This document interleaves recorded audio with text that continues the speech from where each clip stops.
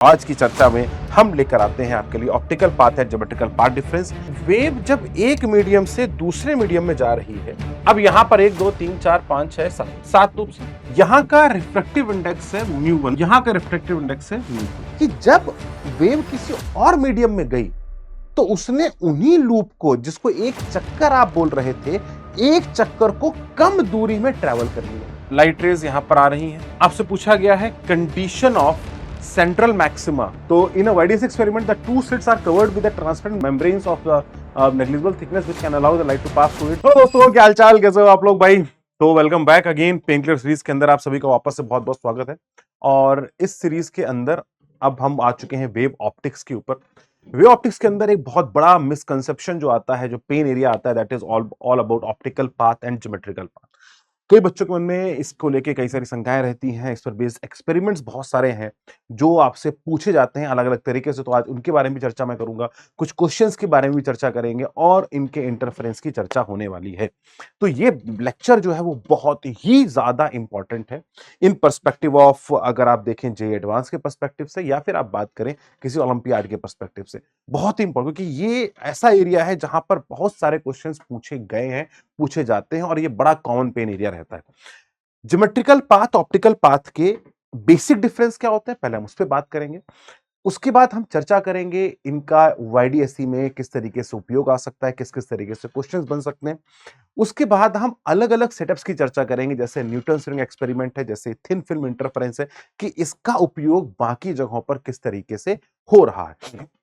इन सभी चर्चा के बाद हम आपको कुछ बातें यंग डबल स्लिट एक्सपेरिमेंट के बारे में अच्छी बताएंगे कि अगर 3 फिल्म इंटरफेरेंस है तो उसके बारे में कैसे चर्चा करेंगे। तो वेव ऑप्टिक्स के सारे पेन एरियाज लगभग जो हैं वो मैं इस सेशन के अंदर कवर करने की कोशिश करूंगा। तो आ जाइए डिस्कशन को शुरू करते हैं और आज की चर्चा में हम लेकर आते हैं आपके लिए optical path and geometrical path difference. इसके अंदर हम लोग सबसे पहले इसके बेसिक्स की बात करेंगे, क्योंकि बेसिक्स ही इसका सबसे इंपॉर्टेंट है। अगर बेसिक्स क्लियर है और सारी चीजें आपने एक बार पढ़ ली है तो फिर आपको बहुत बड़ा चैलेंज नहीं आएगा। बेसिक्स के बाद मेरी चर्चा जो होगी वो that is all about thin film interference,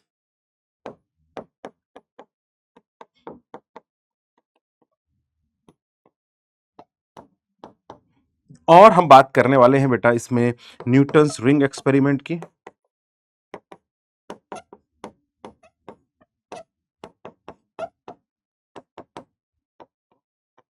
और हम बात करने वाले हैं बेटा 3 स्लिट इंटरफेरेंस।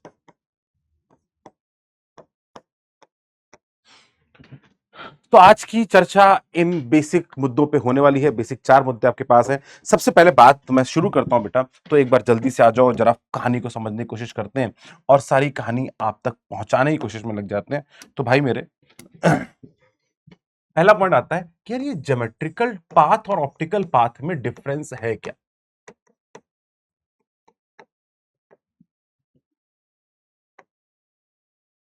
ये कहानी है किस चीज की और फंडामेंटल डिफरेंस यहां किस बात का नजर आता है। एक छोटी सी बातचीत में से समझाता हूं ना।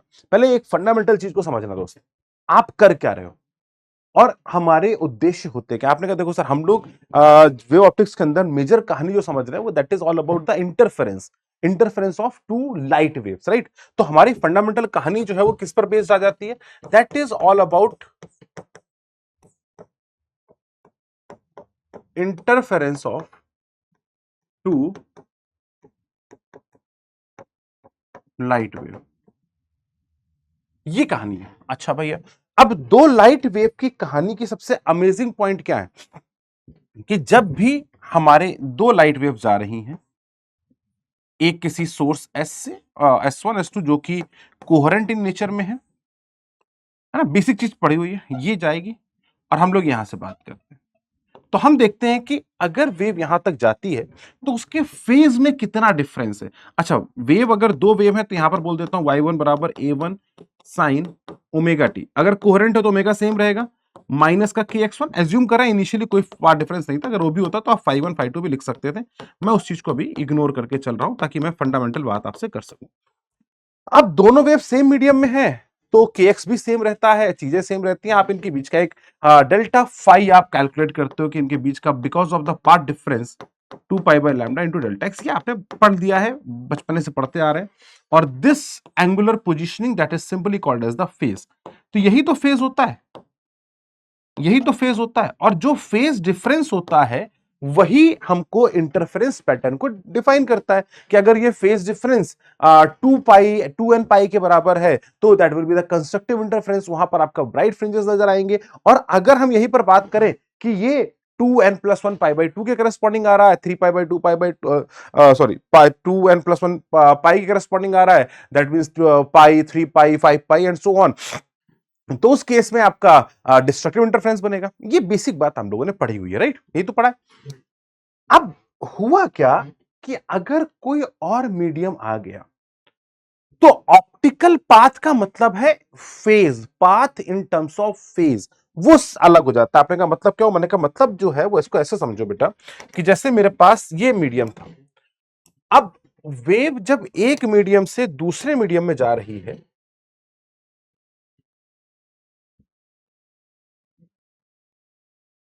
अब इस पर बेस अब समझना, जैसे 1 2 3 4 5 6, कुछ हम ऐसे मान लेते हैं। अब यहां पर 1 2 3 4 5 6 7 7 लूप से मान लेते हैं ये डिस्टेंस इसकी x है, ये डिस्टेंस भी x है। यहां का रिफ्लेक्टिव इंडेक्स है μ1, मैं जनरल बात करके चल रहा हूं, यहां का रिफ्लेक्टिव इंडेक्स है μ2। ठीक बात है? आपने कहा बिल्कुल ठीक। μ1 होता क्या है? आपने कहा सर देखो μ1 जो होता है that is simply defined as c upon velocity of the wave in this medium. और यहां पर μ2 क्या हो गया? आपने कहा c अपॉन v2। मैंने कहा बहुत बढ़िया। तो जब एक वेव एक मीडियम से दूसरे मीडियम में जाती है तो क्या रहता है? आपने कहा सर फ्रीक्वेंसी जो होती है वो सेम रहती है, बट उसकी स्पीड बदलने के करस्पॉन्डिंग उसकी वेवलेंथ बदल जाती है। मतलब आपने कहा अगर फ्रीक्वेंसी सेम रहेगी मतलब v1 upon lambda 1 it should be equal to v2 upon lambda 2। तो आपने कहा कि जिस रेशियो में वेलोसिटीज चेंज होती है वैसे ही लैम्डा 1 लैम्डा 2 भी बदल जाते हैं। आपने कहा बहुत बढ़िया। मतलब मैंने यहां पर आपसे बोला तो बोल सकता हूं बेटा कि v1 अपॉन v2, मतलब मैं इन दोनों इक्वेशंस को अगर समझाने की कोशिश करूं तो वी कैन वेरी सिंपली से कि देखो सर जो v1 अपॉन v2 इक्वेशन होगा ये लैम्डा अपॉन, तो अगर हम यहां पर देखें तो बोल सकता हूं v1 upon v2 it is simply nothing but μ2 upon μ1। और यही सेम रिलेशन जो v1 अपॉन v2 का होगा वही लैम्डा 1 अपॉन लैम्डा 2 का होगा। तो आपने कहा इसका मतलब ये बेसिक तौर पे ये हो जाता है that lambda 1 into μ1 it should be equal to again lambda 2 into μ2। तो अगर रिफ्रैक्टिव इंडेक्स बढ़ेगा तो वेवलेंथ भी घटती है और स्पीड भी घटती है। तो वेवलेंथ के घटने से होता क्या है? वेवलेंथ के घटने से ये जो फेज है अगर फंडामेंटल तौर पे देखें, जिसको हम लोग पाथ लेंथ लैम्डा बोलते हैं, क्या वही तो डेल्टा फाई बराबर 2 पाई को डिनोट करता है? यही तो बात है बेसिकली। तो अगर हम यहां पर सोचे मेरे बच्चों, अगर हम यहां पर सोचें और ये वेव का जब लैम्डा बदल गया तो ये लैम्डा थोड़ा छोटा हो जाएगा।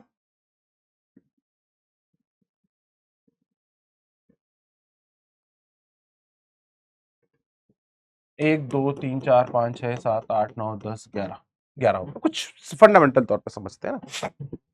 तो अब जो यहां पर अगर यहां पर ये लैम्डा 1 था और यहां का जो लैम्डा 1 है, ये लैम्डा 2, यहां का जो लैम्डा 2 है, जो डेल्टा है, ये दोनों लंबाई में अलग अलग है, मतलब दोनों की ज्योमेट्रिकल पाथ अलग अलग है, बट एंगल फेज वो वैल्यू सेम है। मतलब इसके लिए भी जो डेल्टा फाई होगा वो 2 पाई के बराबर ही होने वाला है। तो पहले बेसिक डिफरेंस हुआ क्या कि जब वेव किसी और मीडियम में गई तो उसने उन्हीं लूप को, जिसको एक चक्कर आप बोल रहे थे, एक चक्कर को कम दूरी में ट्रेवल कर लिया। बात समझ में आती है? बात समझ में आ रही? मतलब जो डिस्टेंस इसने यहां एक चक्कर लगाने में उसने एक बड़ी डिस्टेंस थी वो यहां पर थोड़ी छोटी होगी। मतलब ज्योमेट्रिकल पाथ सेम रहा बट फेज, ज्योमेट्रिकल पाथ अलग अलग हो गया बट फेज सेम रह गया। बिकॉज ऑफ विच, क्योंकि ये जल्दी से जल्दी अब ये सेम दूरी को ट्रेवल करने में इससे सिर्फ 7 लूप चले, इससे 11 लूप चले। इसका मतलब इसके ज्यादा लूप्स हो गए, मतलब इसने फेज में ज्यादा आगे चली गई। राइट। तो फेज क्या होता है, जो हमने समझा कि यार एंगुलर पोजीशन जो है वो ज्यादा तेज आगे बढ़ जा रही हैं इन दिस पर्सपेक्टिव और इन दिस पर्सपेक्टिव। ये बात समझ में आती है कि नहीं आती? इसी के कारण एक फेज डिफरेंस आ जाता है। तो optical path is simply defined as the phase difference path, मतलब the path differences arises because of the change in wavelength. तो वेवलेंथ के चेंज के करस्पॉन्डिंग ये फिनोमिना अकर हो जाता है। तो आपने कहा सर बहुत अच्छी बात है। तो मैंने आपसे कहा कि अब अगर मैं ऐसी सेम सिचुएशन की बात करूं तो किसको कैसे हम लोग फेज डिफरेंस में कैलकुलेट करेंगे, क्या रहता है? तो मैंने कहा देखो भाई, मैं यहां पर कंपैरिजन की बात करूं तो ए के मीडियम 1 बना लेते हैं और ए के मीडियम 2 बना लेते हैं।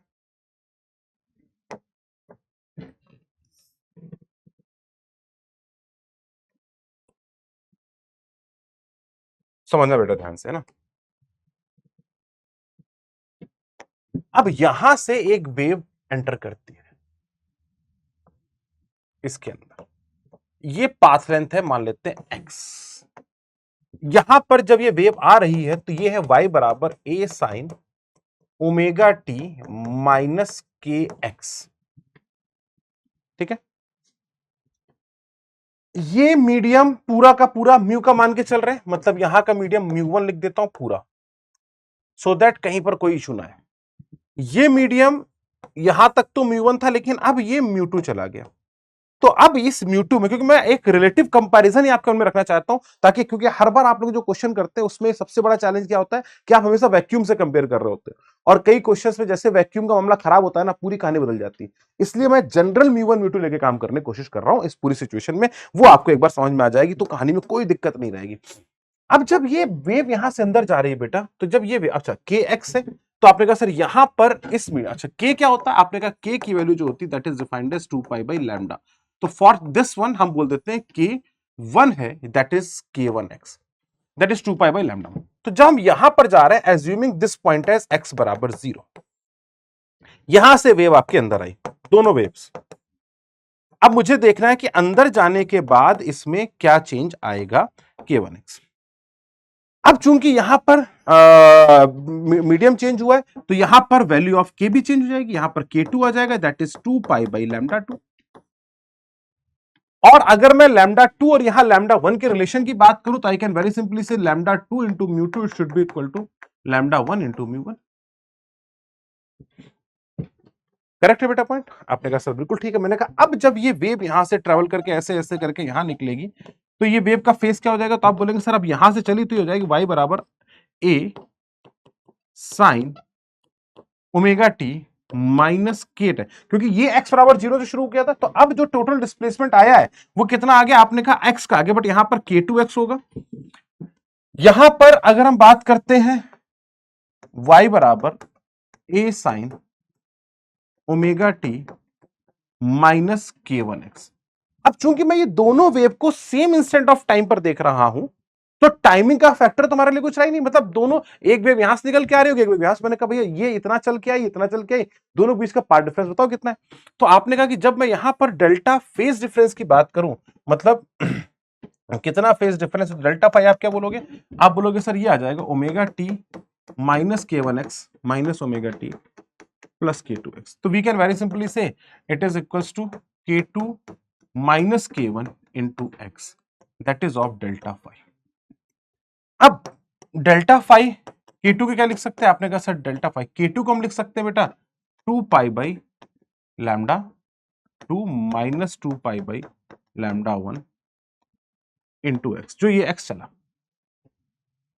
क्या ये बात समझ में आ जाती है? कोई परेशानी इसमें किसी तरीके की?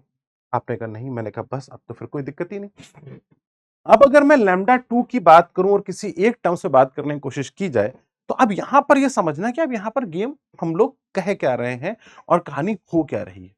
तो एक्स्ट्रा पाथ जो चला किसके रिस्पेक्ट में? इसके रिस्पेक्ट में कितना पाथ उसने एक्स्ट्रा, अगर एक्स चलना, तो ये जो पाथ लेंथ थी ये यहां से डेल्टा फाई निकलकर आ गई, इनके बीच का पाथ डिफरेंस।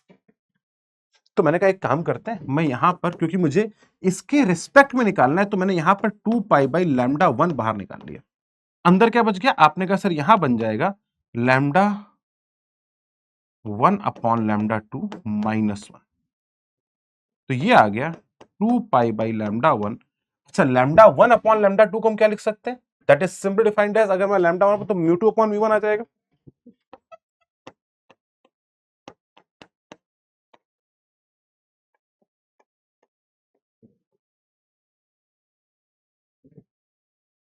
अगर आप डेल्टा फाई की बात कर रहे हैं, सो दैट इज वेरी, बेटा ये सबसे बेसिक है। अगर आपने ये पॉइंट अच्छे से लिख लिया, आपको कभी कोई दिक्कत नहीं। अब यहां से मेरी सारी बातों को ध्यान से समझना, बिल्कुल एक एक चीज को, एक एक पॉइंट को बेहतर तरीके से समझना, आपकी कहानी एकदम सेट हो जाएगी। इसको मैं लिख सकता हूं 2 pi into mu 2 minus mu 1 into x upon mu 1 into lambda 1, that is delta phi. This is the actual phase difference that arises अगर एक म्यू 1 और म्यू 2 से वेव निकल के जाती। Keep this in mind, keep this in mind. अब यहां पर लैम्डा 1 लैम्डा 2 है क्या, ये भी आपको समझना पड़ेगा। Lambda 1 is the wavelength in mu 1 medium and lambda 2 is the, कई बार हमको एयर में दी होती है वेवलेंथ, तो हमें वेवलेंथ कन्वर्जन के बारे में सोचना पड़ता है। अगर हमें मीडियम में दी गई तो हमें उसके बारे में सोचना पड़ेगा, we need to think about it. तो this is the master thing जो आपको दिमाग में रखनी है, that delta phi it very simply defined as mu 2 minus, या इसको ऐसे लिख दीजिए 2 pi by lambda 1 mu 2 minus mu 1 upon mu 1 into x. अब यहां पे कुछ बातें बहुत इंपॉर्टेंट हैं जो आपको समझनी है, that lambda 1 is the wavelength in mu 1 medium.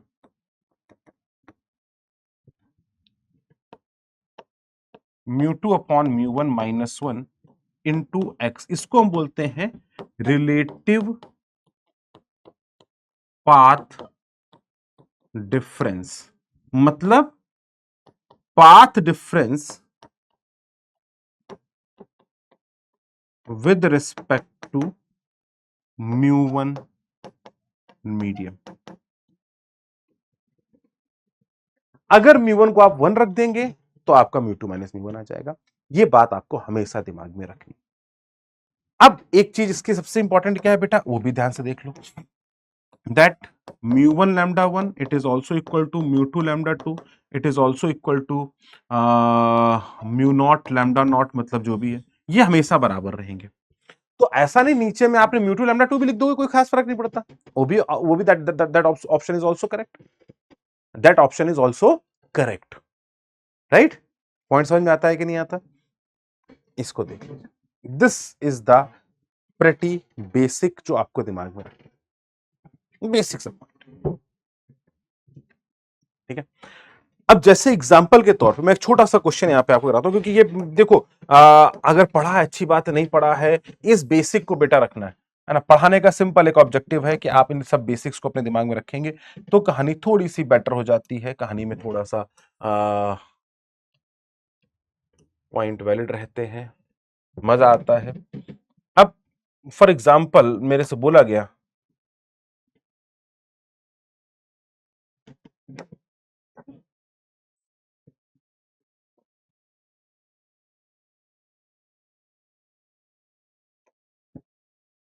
ये मीडियम एक म्यू 1 है जिसको आपको दे दिया गया है 1.5, यहां पर लैम्डा आपको दे दिया गया lambda 1 that is given as let's suppose 6000 angstrom. यहां का रिफ्रैक्टिव इंडेक्स आपको दे दिया गया है म्यू बराबर 2 और यहां का दे दिया गया है 2.5।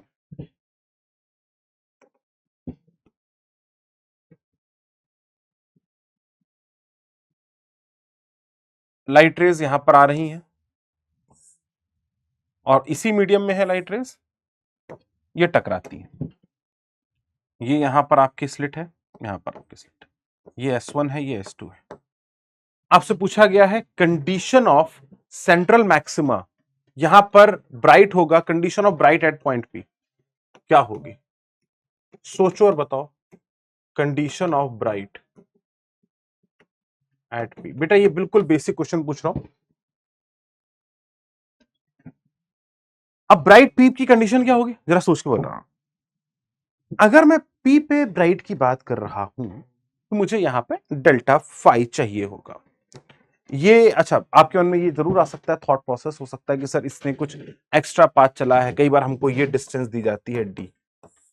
बेटा चूंकि हम लोग बहुत स्मॉल एंगल की बात करते हैं तो this distance is also approximately considered as D, approximately, right. क्योंकि हमारे लिए ये जो डी होता है, स्मॉल डी, ये बहुत छोटा होता है, तो रादर देन मैं इसको पूरा अंडर रूट के अंदर डी का square plus D by two का होल स्क्वायर लिखता हूं, मैं यहां पर ये पॉइंट लिख देते हैं कि capital D is very very very very greater then small D, तो हम इस दूरी को ऑलमोस्ट सेम मान लेते हैं, राइट। ये हम एजम्पशन लेके चल रहे हैं, उस एजम्पशन के हिसाब से आपको बताना है।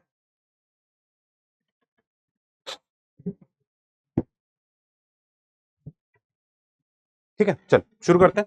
तो आपने कहा देखो, अगर आपने सोच लिया तो अब आइए जरा बातचीत करना शुरू करते हैं। मैंने कहा देखो भाई अब क्या होगा, आपने कहा ये वेव जब यहां पर आके टकरा रही होगी तो अपने पास कहानी क्या बन रही है। आपने कहा देखो सर, इस मीडियम से यहां तक इसमें कोई फेज डिफरेंस नहीं, मतलब यहां तक इसका डेल्टा फाई जीरो था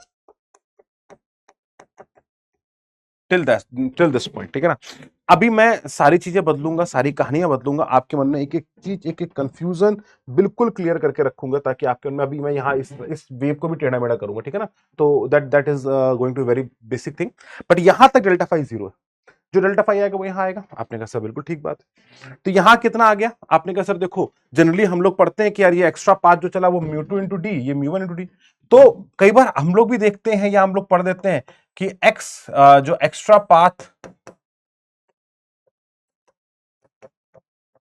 ट्रेवल्ड, ये जो हम देख लेते हैं that is mu two times of, मतलब इसके रिस्पेक्ट में ही, क्योंकि यहाँ म्यू टू मीडियम है तो दैट इज टू, तो mu two times of D इधर वाला, और इसको मैं इसको म्यू टू बोल देता हूं, इसको म्यू थ्री बोल देता हूं, और इसने जो चला extra part travelled in the lower medium that is equal to mu three into D. तो आपने कहा सर ऐसा कई बार हम कर देते हैं, तो डेल्टा एक्स जो हो जाएगा that is mu three D minus mu two D. आपने ऐसे भी, अगर आप डायरेक्टली नहीं यूज कर रहे फॉर्मूला तो आप लोगों ने समझा होगा कई बार। तो आपका डेल्टा एक्स अगर ये आ गया तो phase difference 2 pi by lambda, अब कई बार डेल्टा एक्स क्या इसी को डायरेक्टली एन लैम्डा से इक्वेट कर दें, तो यहां पे लैम्डा क्या यूज करना चाहिए, पहला क्वेश्चन अगर यहां पर है। और अगर मैं फाइव के टर्म्स में लिखूं तो क्या करना चाहिए, दोनों चीजें मैं समझा देता हूं। तो क्योंकि यहीं से सब कुछ निकल के आ जाएगा तो कहानी में कोई ज्यादा ट्विस्ट नहीं है। तो 2 pi by lambda delta X into delta X that is simply equal to N lambda, sorry 2n pi, ये तो कंडीशन है। या आप डायरेक्टली इक्वेशन लिख दो। तो आपने कहा या तो मैं सीधे लिख देता हूं delta X should be equal to 2 equals to N lambda, sorry. आपने कहा सर ठीक है, अब डेल्टा एक्स ही हो गया that is mu three D minus mu two D, it is equals to N. तो क्या ये कहानी सही है? लैम्डा कौन सा, is it lambda one, is it lambda two, is it lambda three? मान लेते हैं यहां पर जो वेवलेंथ है वो लैम्डा टू है, यहां हो जाएगी वो लैम्डा थ्री, तो यहां लैम्डा कौन सा यूज करना चाहिए, ये सबसे बड़ा चैलेंज होता है, राइट। तो अगर आप ऐसे सोच रहे हैं और आपने बोला सर इसको एन लैम्डा वन लिख देते हैं कि यहां पर वेवलेंथ जो एंटर हुए लैम्डा वन है, तो आपने ये मामला गलत कर दिया है। you have to write in this particular manner कि आप ये बात हमेशा दिमाग में रखो कि ये जो म्यू थ्री डी और म्यू वन डी होते हैं ये path with respect to vacuum है। रिलेटिव पाथ जो होता है that is mu two upon mu one into X, उसके रिस्पेक्ट में उसने जो एक्स्ट्रा चला that is mu two by mu one times of X. तो अगर हम यहां पर एक बात को समझें तो mu two upon mu one into x, this is the extra path length, this is the path या ऑप्टिकल पाथ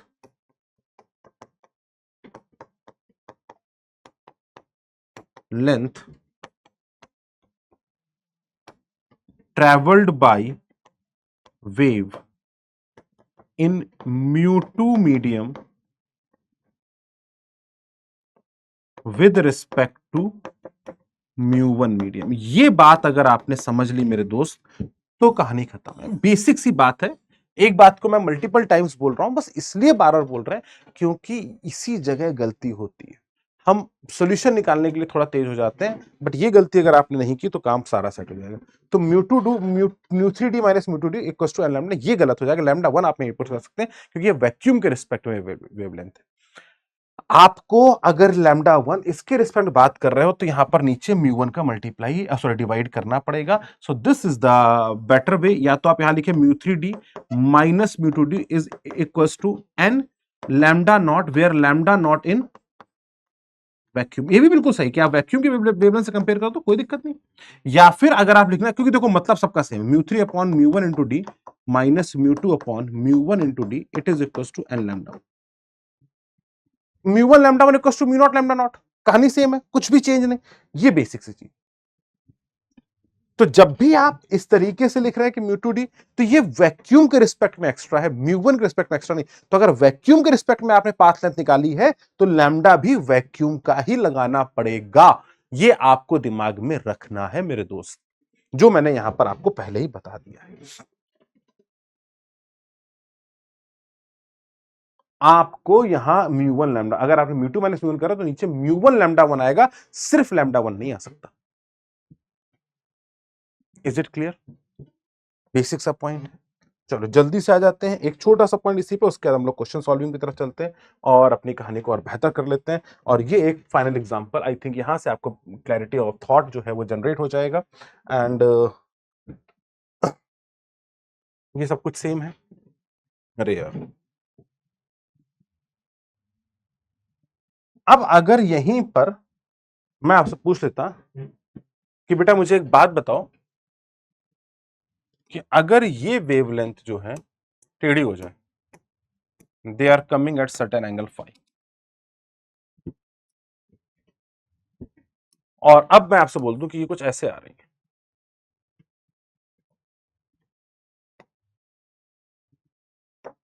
और इनका ये जो एंगल है ये coming out to be phi. Condition of central maxima,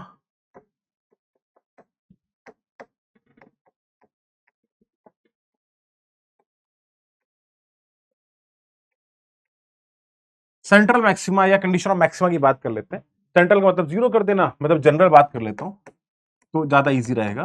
first maxima पूछा जाता है, इनकी वैल्यू 1 कर देना। Condition of maxima, condition of minima, जो भी आप निकालना चाहें वो आप निकाल सकते हैं। अब हमको क्या समझ में आया, आपने कहा देखो सर, अब पहले समझना ये path, it travelled this extra path, ये इसने एक्स्ट्रा पाथ ट्रेवल किया, ये कितना हो जाता है, हम सभी को पता है कि डी साइन फाई। ये किस मीडियम में ट्रेवल किया, तो आपने कहा सबसे अच्छा काम है कि या तो आप विद रिस्पेक्ट टू म्यू1 ही चले जाओ या आप विद रिस्पेक्ट टू वैक्यूम ही चले जाओ, कोई बहुत बड़ी परेशानी नहीं है। ठीक है, आपने कहा देखो सर, इसका ये डी लेंथ है, it will be defined as, अब या तो ऐसा समझो कि इसको हम लिख सकते हैं म्यू2 इंटू डी।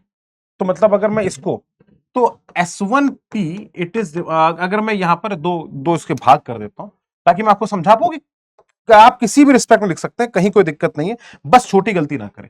अगर मैं इसी को with respect to vacuum solve करूं, किसके रिस्पेक्ट में सॉल्व करूं बेटा, वैक्यूम के रिस्पेक्ट में, तो वैक्यूम का मतलब है कि मैं लैम्डा भी वैक्यूम का ही कंपेयर करने वाला हूं, बस सिंपल। तो आपने कहा कि सर वैक्यूम के रिस्पेक्ट में सॉल्व करूंगा तो मुझे पता है इनिशियल पार्ट डिफरेंस, तो delta x initial path difference कितना आ गया, आपने कहा ये म्यू1 मीडियम में चला है तो इट इज म्यू1 times of d sine phi.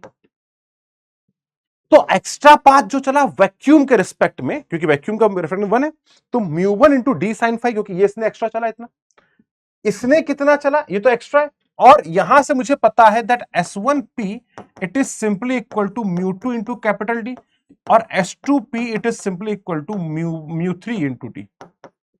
तो अब डेल्टा एक्स जो बाद में हो गया इन दोनों के बीच का डिफरेंस, तो delta X because of this one, तो S1P minus S2P it is simply equal to, मतलब एज्यूमिंग कि ये थोड़ा ज्यादा है क्योंकि यहां से ये एक्स्ट्रा पाथ था और यहां से इसने पाथ चला एक्स्ट्रा, तो अगर हम यहां पर देखें तो हम बोल सकते हैं कि it is simply equal to म्यू2D माइनस म्यू3D। तो अगर मैं बात करूं डेल्टा एक्स नेट, तो एक तो ये एक्स्ट्रा प्लस इसने जो चला, मतलब इसको मैंने ऊपर माना है म्यू2D को, याद रखना इसका पार्ट डिफरेंस ज्यादा लिया, तो अगर नीचे वाला का म्यू थ्री ज्यादा हो तो अपने आप नेगेटिव होके आएगा। तो आपने कहा कि सर देखो डेल्टा एक्स जो आपका इनिशियल था प्लस जो S1P माइनस S2P से जनरेट हो गया, तो ये हो गया जाके आपका μ2 माइनस μ3 इंटू डी। तो we can very simply say it is equal to μ1 d sine phi plus μ2 minus μ3 into D. ये आपका डेल्टा एक्स। अब इसको कंपेयर किससे करोगे? That is n lambda not. तो यहां से अगर आप कंडीशन की बात करते हैं तो n lambda not it should be equal to that is μ1 d sine phi plus, अब यहीं पर देखना μ2 माइनस μ1 इंटू डी। अगर लैम्डा नॉट को आप चाहें, मतलब लैम्डा नॉट क्या हो गया? Lambda not is the wavelength in vacuum. Lambda not क्या हो गया बच्चा? Wavelength in vacuum. तो अगर आप इसी को सोचोगे तो आप ये बोल सकते हो कि sir μ1 into lambda one it should be equal to 1 into lambda not. तो लैम्डा नॉट को चाहो तो μ1 इंटू, अब इसी चीज को आपने लिखा तो देखो यही पूरी कहानी डेवलप हो जाएगी विद रिस्पेक्ट टू μ1। अगर मैं μ1 के रिस्पेक्ट में गया तो μ1 के रिस्पेक्ट में ये दूरी तो μ1 की, तो मतलब उतनी ही रहेगी। तो आपने कहा μ1 के रिस्पेक्ट में डेल्टा एक्स इनिशियल कितना रहेगा? आपने कहा it's simply equal to D sine phi, और डेल्टा एक्स जो आपका S1P माइनस S2P से आएगा वो कितना हो जाएगा? तो आप बोलेंगे μ2 upon μ1 into d minus μ3 upon μ1 into d. यही तो बन जाएगा। तो अगर आप डेल्टा एक्स टोटल की बात करेंगे इन दिस केस ऑल्सो, अगर आप डेल्टा एक्स नेट की बात करते तो it's simply defined as d sine phi plus μ2 upon μ1 minus μ3 upon μ1 into d. देखो बेटा ध्यान से, और अगर आप देखो इस जगह पर भी तो यही कर सकते हो, एन इसको लिख सकते हो μ1 लैम्डा वन। तो ये जब डेल्टा फाई आपने किसके रिस्पेक्ट में लिखा है? मीडियम वन के रिस्पेक्ट में। तो ये किससे कंपेयर करोगे? It should be compared with wavelength in medium one, N lambda one. Similarly अगर आप यहां पर देखेंगे तो यही सेम रिजल्ट यहां से भी नजर आ जाएगा आपको, μ1 d sine phi minus μ2 minus μ1 into d. अब ये कई बच्चों के दर्द थे, मैंने कोशिश की है कि उसको बिल्कुल बेसिक लेवल पर जाके वो कहानी आपको समझा पाऊं कि देखो ये यहां से μ1 डिवाइड होगा, सेम रिजल्ट आएगा। तो आप किसी भी मीडियम में बैठ के आप पाथ डिफरेंस कैलकुलेट कर सकते हैं, it is not a big deal. But make sure जब आप पाथ लेंथ को कंपेयर कर रहे हैं तो जिस भी मीडियम में बैठकर आपने काम किया है उसी मीडियम में बैठकर आपको उसका लैम्डा भी उपयोग करना, अरे बोले यार, करना पड़ेगा। बात समझ में आ जाती है? हाँ भाई, तो ये हो गई कहानी। आपने कहा सर बिल्कुल ठीक बात है, कोई चैलेंजिंग वाली बात तो नहीं है। चलो भैया जरा जल्दी से बोलो, फटाफट आ जाओ, एक क्वेश्चन जल्दी से करते हैं और फिर हम लोग कुछ और क्वेश्चंस की तरफ मूव करेंगे।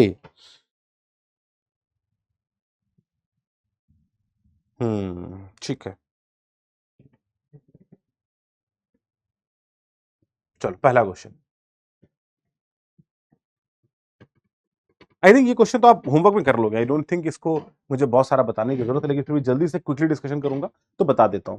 तो इन अ YDS experiment the two slits are covered with a transparent membranes of negligible thickness which can allow the light to pass through it but does not allow water and glass slab of thickness T बराबर 0.41 and refractive index mu 1.5 is placed in front of one of the slit as shown in the figure. The separation between the slit is given as 0.3 meters. The entire space left to the left of the two slits filled with the water from this one. The coherent light intensity I and the absolute wavelength दी गई, याद रखना, this absolute wavelength मतलब ये wavelength किसमें होगी? absolute का मतलब fundamental बात करो तो vacuum is being incident on the slits making an angle of 30 degree with the horizontal screen is placed at a distance d बराबर 1 meter from the slits. Based on the above information answer the following questions. पहला question पूछा गया central maxima कहां होगा, तो आपको यहां से बताना है लोकेट सेंट्रल मैक्सिमा।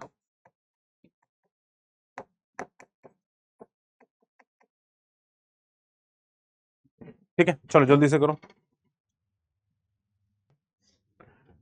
तो बच्चों दिमाग लगा लिया, सेंट्रल मैक्सिमा लोकेट करना मतलब सेंट्रल मैक्सिमा की कंडीशन क्या है कि delta X should be equal to zero, path difference जो होना चाहिए वो जीरो के बराबर होना चाहिए, ये अपनी पहली कंडीशन है। तो अगर पाथ डिफरेंस बेटा जीरो के बराबर करना है तो पाथ डिफरेंस कहां कहां आ रहा है वो देख लेते हैं एक बार अपन फटाफट बैठते हुए। तो अगर आपने कहा देखो सर पहला पाथ डिफरेंस इन दोनों के बीच में, अच्छा हमको यहां पर वेवलेंथ कौन सी दे रखी है, एब्सोल्यूट। तो मैं सारी कहानी किसके रिस्पेक्ट में करूंगा, मैंने कहा सारी कहानी लिखता हूं विद रिस्पेक्ट टू वैक्यूम। अरे आपने कहा एक लाइन में काम हो जाता है वैक्यूम के रिस्पेक्ट में, तो ये कितना हो गया, आपने कहा d sin 30 डिग्री, आपने कहा वैक्यूम के रिस्पेक्ट में करोगे तो म्यू डब्ल्यू मल्टीप्लाई करना मत भूलिए, क्योंकि म्यू डब्ल्यू के इसी का तो होगा। आपने कहा बहुत बढ़िया, तो इसने इतना एक्स्ट्रा चला, इसके करस्पॉन्डिंग क्योंकि यहां पर तो ये हवा वैक्यूम में चला, यहां पर ये इसमें चला, तो यहां पर डेल्टा एक्स जो नीचे वाले में चला एक्स्ट्रा वो कितना हो गया, तो आपने कहा सर ये हो जाएगा mu of the glass minus 1 into T. मैंने कहा बहुत बढ़िया, ये इसने एक्स्ट्रा चल लिया नीचे वाली ने, और बिकॉज ऑफ ऊपर लाइन पे जा रहे हैं, मतलब यहां पर ये वाला थीटा एक्स्ट्रा जा रहा है, तो बोल सकता हूं कि इसने एक्स्ट्रा जो चला मतलब S2P माइनस S1P, इसका जो ज्योमेट्रिकल पार्ट डिफरेंस निकल के आ गया that is D sine theta, और अगेन मैं साइन D की बात करूं तो ये आ जाएगा y by D by the approximation of small angle, है ना। और हम सभी को पता है कि जब D की बात करते हैं, हम सेंटर मैक्सिमम की बात करेंगे तो हम ये अप्रोक्सीमेशन लेते हैं, क्योंकि सेंटर मैक्सिमम हमेशा बहुत नियर पॉइंट्स पर आता है, तो हम ये अप्रोक्सीमेशन डायरेक्टली ले सकते हैं। नेट पाथ डिफरेंस जीरो, मतलब जितना ऊपर वाली वेव का पाथ होना चाहिए उतना नीचे वाले को होना चाहिए, ऊपर वाले ने इतना एक्स्ट्रा चला और नीचे वाले ने इतना एक्स्ट्रा चला, ये दोनों मिला के, तो दोनों मिला के आपस में इक्वेट कर देते हैं। आपने कहा बिल्कुल ठीक है, मैंने कहा भैया कर देते हैं। तो ये कितना आ गया, अगर मैं यहां पे बात करता हूं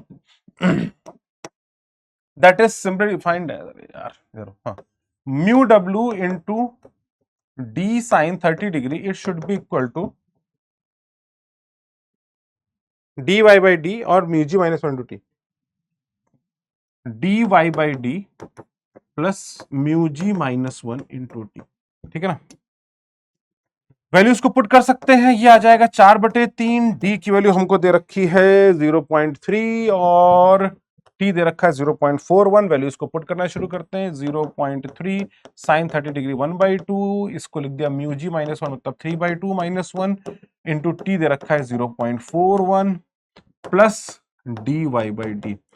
तो यहां से 3 से ये गया, 2 से 2 गया, अरे यार 2 से 2 गया और ये हो गया 0.2, तो 0.2 इट इज इक्वल टू 1/2, इसको वाई करेंगे तो 0.205, 4 10 हाँ ठीक है, plus D Y by D. अच्छा सोच रहे जरा ध्यान से, ये वैल्यू मैंने क्योंकि यहां पर डी mm में रखा है, यहां पर भी टी मैंने mm में रखा है, तो मैं डायरेक्टली कर रहा हूं क्योंकि ये तो कांस्टेंट वैल्यूज हैं, इसमें तो कोई दिक्कत ही नहीं, म्यू और वो। अब मुझे y भी mm में चाहिए, तो इन डी और कैपिटल डी की यूनिट सेम रखनी है, क्योंकि यूनिट कन्वर्जन में बहुत बड़ी गलती होती है, सबसे बड़ी दिक्कत है। तो यहां से अगर मैं y बराबर निकालूंगा तो मेरे पास आ जाएगा माइनस का 0.005 into capital D upon small D. Capital D कितना दे रखा है 1 मीटर, ठीक है ना। कैपिटल डी अपना 1 मीटर के बराबर है, तो वी कैन वेरी सिंपली से माइनस का 0.005 इंटू 1 अपॉन स्मॉल डी हो गया 0.3। अब ये 0.3 मिलीमीटर में है, ये उसमें है, तो इसको भी 1 इंटू 10 की पावर 3 लिखा जा सकता है, मतलब 1 मीटर बराबर 10 की पावर 3 मिलीमीटर, राइट।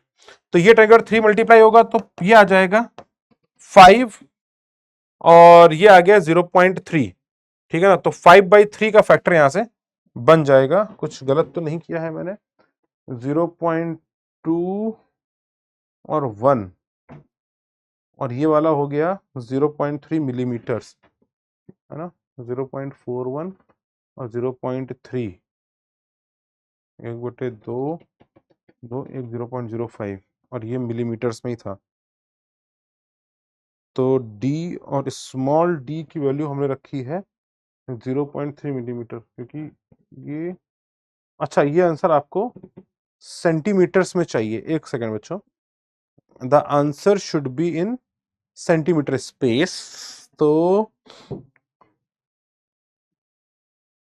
खैर उसमें तो हम लोग मल्टीप्लाई कर देंगे 0.5 50/3, तो ये आ जाएगा 50/3 मिलीमीटर्स, राइट। और 50/3 तो ये मुझे सेंटीमीटर में चाहिए, विद माइनस साइन भी आएगा, ध्यान से देख लेना, ठीक है सही लिख रहा हूँ ना। तो ये 5/3 आ जाएगा, D is the correct option, ठीक है। तो ये सेंट्रल मैक्सिमा की पोजीशन निकल के आ गई -5/3 के corresponding. Now we can simply think about one more question I want to get into in this terms। एक बार जरा यहाँ आ जाइए फटाफट, छोटा सा question. A young studies experiment, the coherent source is separated by a small distance and screen is placed at a large distance. The thin strips are placed in front of the slit S1 and S2 as shown in the figure. The strip which is placed in front of S1 has width 4 mm and has a refractive index of 1.5.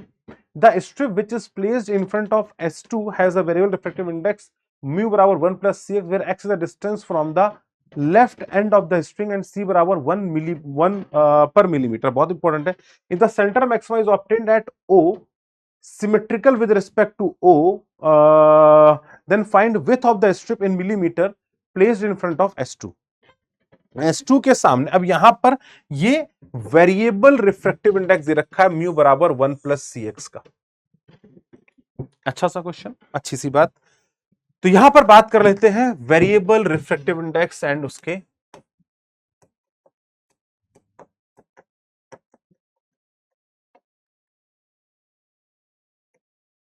चलो, अब यहां पर central maxima मिल रहा है, इसका मतलब ये वाली रे और ये वाली रे का पाथ डिफरेंस बराबर रहा।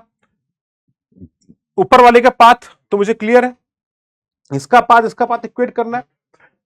In young development experiment, in front of S1 and S2 shown, the strip which is placed in front of S1 ये 4 mm की है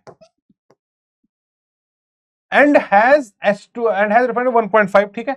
The strip which is placed in front of S2 has a very refractive index of this one, where x is distance from the this and c is 1 प्रति millimetre.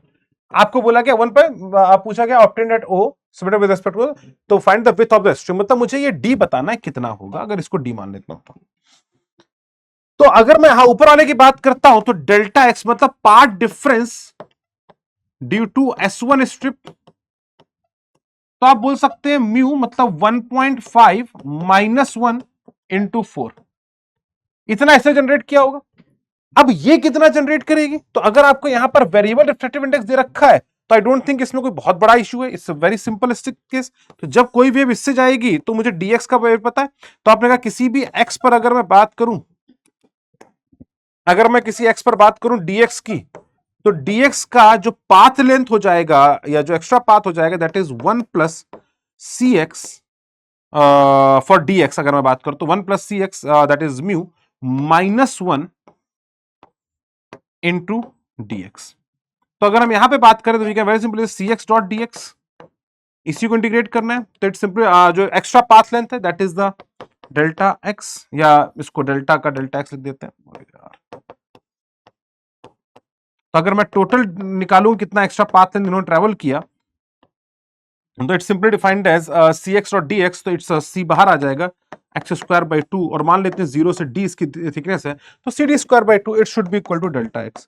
अब चूंकि central maxima है तो आपस में बराबर होना चाहिए, तो we can very simply say that 2 millimetre it should be equal to this c times of d square by 2।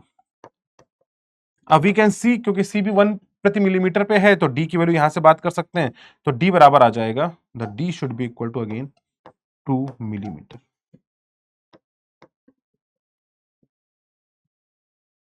देख लीजिए बच्चों, एक बहुत बेसिक्स बहुत सिंपल क्वेश्चन, पूछने में बस थोड़े से वेरिएशन आ सकते हैं बट क्वेश्चन को करना बहुत आसान है। मतलब ज्योमेट्रिकल पाथ, ऑप्टिकल पाथ के questions are really very easy question, बस बेसिक पार्ट पकड़ा हुआ है, कंपैरिजन के बारे में पता है।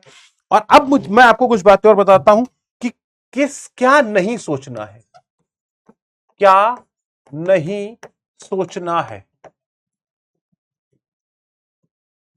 पहला थॉट, क्योंकि इन क्वेश्चंस में बुराई कुछ भी नहीं, क्वेश्चंस बहुत आसान होते हैं, लेकिन कई बार हम ओवर थिंकिंग कर रहे होते हैं कि भैया अगर ऐसा हो गया तो क्या होगा, अगर ऐसा हो गया तो क्या होगा। तो मैं आज आपको वो चीज क्लियर करता हूं कि ऐसा नहीं होगा, ये आप मान लीजिए। पहला पॉइंट कि आप इसके बारे में मत सोचिए कभी भी, क्योंकि YDSC experiment is based on assumptions only, it is based on assumptions only, right. अब अपने कभी लगता है कि सर इसने x तो चला नहीं, इसने कुछ एक्स्ट्रा चला है, बिल्कुल सही बात है। अगर हम यहां पर बात करते हैं ये S1 S2 है, इसने एक्चुअली x प्लस सम dx चला है, अगर इसकी थिकनेस को आपको x बोला गया तो why we consider x only. तो पहला कि हमें पता है कि जितने भी हम यहां पर बात कर रहे होते हैं ये बहुत स्मॉल एंगल के लिए बात कर रहे होते हैं, और अगर एंगल बहुत छोटा है बेटा तो ये मैटर नहीं करता है कि ये कितना छोटा सा एक्स्ट्रा लेंथ चलेगा, तो वी इग्नोर दैट पार्ट, तो वी इग्नोर दिस dx।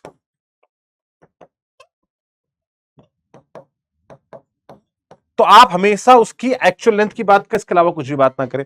दूसरा पॉइंट आता है कि सर अगर ऐसा हो गया तो हम कैसे सोचेंगे। मेरे पास कई बच्चे आते हैं एकदम बिल्कुल ख्याली पुलाव लेकर, इसको हम बोलते हैं ना, कि सर नीचे अलग दे दिया, ऊपर रिफ्रैक्टिव इंडेक्स अलग दे दिया, मान लेते 2 ब्लॉक पे दे दिया।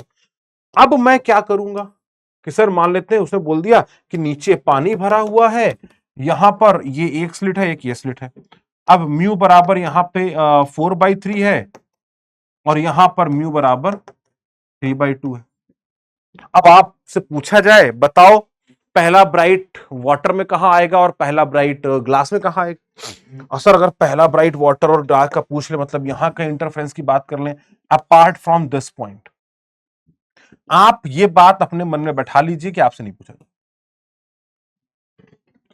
कोई इंसान ये नहीं बोलता कि ऐसे क्वेश्चन नहीं आएंगे, सब बोलते हैं ऐसे क्वेश्चन आएंगे। मैं आके सबसे पहले आपको बताता हूं कि इस फालतू चीज से बाहर आओ, क्योंकि मैं आपको इसलिए बोल पाता हूं कि मैं आपको आईपीएचओ तक की जर्नी, जो कक्षा 12 तक के क्वेश्चन इंटरनेशनल लेवल पर पूछे गए हैं कहीं पर भी, और एमआईटी के उनके स्टार्टिंग के जो ईयर्स के जो क्वेश्चंस होते हैं वो सब लगभग मैंने ऑब्जर्व किए हैं, देखे हैं।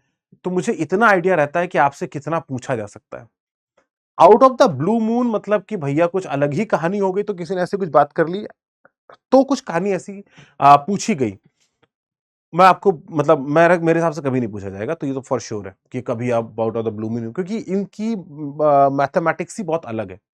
तो they always follow different mathematics, तो you can not define the relationship easily, और उसके पॉइंट ऑफ इंटरसेक्शन नहीं निकाले जा सकते। तो यहां से फर्स्ट वाई की बात की जाए और ये आधी इधर चले आधा उधर चले, ये नहीं पूछा जाएगा कि फर्स्ट ब्राइट इसके अंदर जो पहला ब्राइट आएगा उसकी पोजीशन कहां है।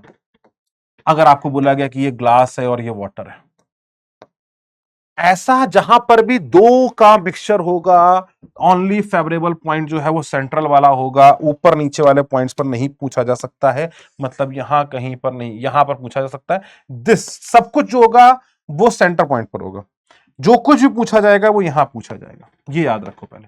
अगर ये समझ में आता है तो कॉन्फिडेंस रखो अपने अंदर कि हाँ मैं कर लूंगा, क्योंकि इसके लिए जो ज्योमेट्री की आवश्यकता पड़ती है वो बहुत डिफरेंट है और उसकी अप्रोक्सीमेशंस बहुत डिफरेंट है, तो you have to think in that manner. और इतना समय आपको जे एडवांस के एग्जामिनेशन में नहीं मिलता है, तो बिल्कुल बिल्कुल मेक श्योर हो जाओ कि ऐसा कोई भी क्वेश्चन आपके नहीं आएगा, और आएगा तो आप मान के चले कि छोड़ना ही है, ऐसा क्वेश्चन फिर आपको दिमाग नहीं लगाना है। तो ये फॉर अगर ऐसा मन में आता है, क्योंकि मेरे कई बच्चों को मन में ऐसा आता है, जब मैं पढ़ा रहा था तब उनके मन में सबसे, क्योंकि मैं हमेशा सेंट्रल में एक बात कर रहा हूँ, यहाँ पे बताओ कितना पार्ट डिफरेंस आएगा, ऊपर नीचे मीडियम अलग अलग कर देते हैं, जैसा मैंने पहला क्वेश्चन कराया भी था आपको। तो उनका दूसरा क्वेश्चन कहता है सर ऊपर आ गया तो क्या होगा, नीचे हो गया तो क्या होगा। मैं उनको सिर्फ यही करता हूँ, बेटा नहीं हो पाएगा तुमसे, तुम अभी छोड़ दो, राइट। अभी और इस सिचुएशन को समझना ही बहुत मुश्किल हो जाता है, और that is again but difficult part. तो थीटा एंगल ऊपर नीचे कहीं पूछना मुश्किल है, ज्योमेट्री नहीं है, तो इसको ये नहीं सोचना है, ठीक है ना। चलें मुद्दे पे वापस आते हैं, और अब हम इस कहानी के बारे में थोड़ा सा और बेहतर तरीके से समझने की कोशिश करते हैं, लेकिन उसी के साथ हम मुद्दे को थोड़ा सा और क्लियर कर लेते हैं, जिसमें हम बात करते हैं 3 स्लिट एक्सपेरिमेंट के बारे में। 3 स्लिट एक्सपेरिमेंट, फिर हम लोग चलेंगे थिन फिल्म इंटरफेरेंस पर, और हम लोग फिर चलेंगे न्यूटन रिंग एक्सपेरिमेंट के ऊपर, ठीक है ना। बस जल्दी से थिन स्लिट एक्सपेरिमेंट को खत्म करते हैं। अगर आपको 3 स्लिट दे दी जाए, क्वेश्चन आपके सामने है, पहले एक थ्योरी समझा देता हूं थोड़ी सी, ताकि आपके उनमें सारी बातें आ जाए। आपको जब भी आपको 3 स्लिट्स के बारे में बात की जाए, तो सबसे पहला होता है इस सभी केसेस में, choose one slit as the primary one. एक ऊपर एक नीचे हो सकता है, कहीं भी हो सकता है, मुझे नहीं पता, पीछे यहां पे कई बार सेंटर पे दे देते हैं, तो सभी पे हो सकता है। तो ये जनरल कंडीशन है, आप किसी एक में, जनरली जो मिड में जिसके आप ऑब्जर्व कर रहे हैं वहां पे, तो choose one as zero phase. तो आपके पास मान लीजिए 3 स्लिट है, एक ये S1 S2 और ये S3, 3 स्लिट्स हैं। इनके बीच का पार्ट डिफरेंस ये D1 है, ये कुछ D2 है। हम प्रीवियस से डेटा ले लेंगे अभी। ऐसे जब भी थ्री स्लिट्स की बात करनी है, अपना सबसे पहला काम है स्टेप नंबर 1 डिफाइन करना। स्टेप नंबर 1 क्या है? Choose one as a zero phase. Choose one slit incidence as zero phase. आपने मान लीजिए कि ये जो है इसका जीरो फेज, किसी एक का ले लीजिए जिससे आपको लेना है उससे। स्टेप नंबर 2 जो है,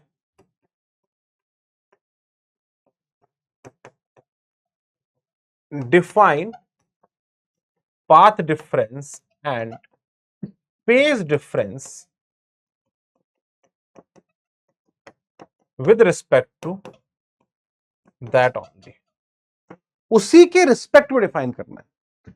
अब चैलेंज क्या होता है, ओवर थिंकिंग कहां होती है, कई बार लगता है कि इन दोनों का आपस में फेज डिफरेंस डिफाइन कर लें, फिर इनका आपस में कर लें, फिर इसका आपस में कर लें, तीन तीन के आपस के फेज डिफरेंस डिफाइन करके करना है। नहीं बेटा, it is simple vector summation, nothing more than that. Simple vector sum of three vectors. ये तीन वेक्टर का सम है और कुछ नहीं, तीन वेक्टर का सम है मेरे दोस्त, बस।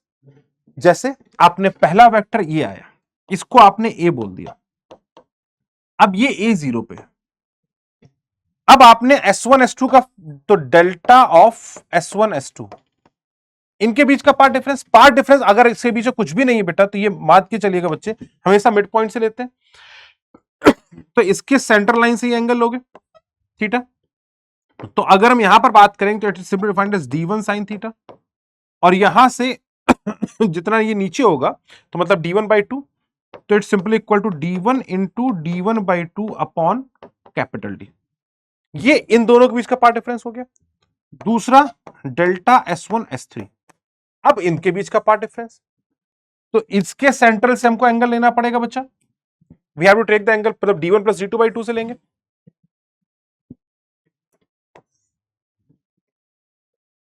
तो यहां पर हो जाएगा again d1 plus d2 sin theta. Path difference तो हमेशा स्मॉल एंगल अप्रोक्सीमेशन से d1 plus d2 sin theta, और यहां पे sin थीटा कितना हो जाएगा, तो आप बोलेंगे d1 plus d2 into d1 plus d2 by 2 upon d। ये आपने लिख लिया, काम खत्म।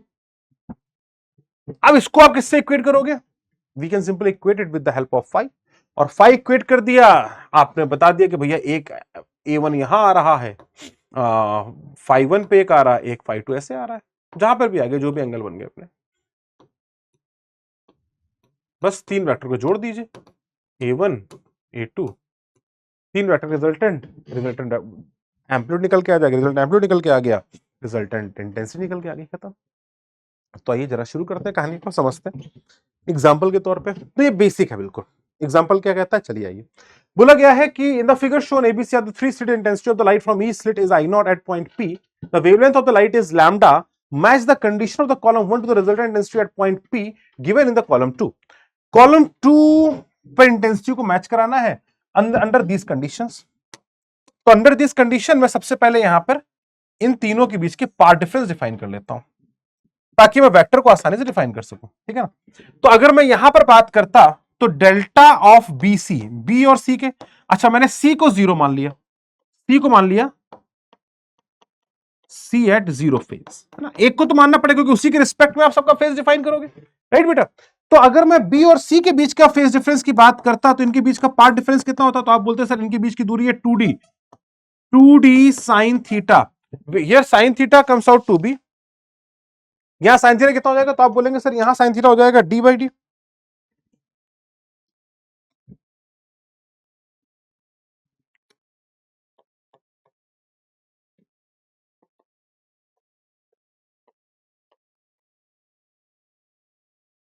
ये बन जाएगा, देखो ना बेटा, ये थीटा एंगल, थीटा हमेशा सेंटर लाइन से लेते हैं। तो अगर मैं इन दोनों के बीच का पार्ट डिफरेंस निकालने की कोशिश कर रहा हूं, अगर मैं इन दोनों के बीच का पार्ट डिफरेंस निकालने की कोशिश कर रहा हूं,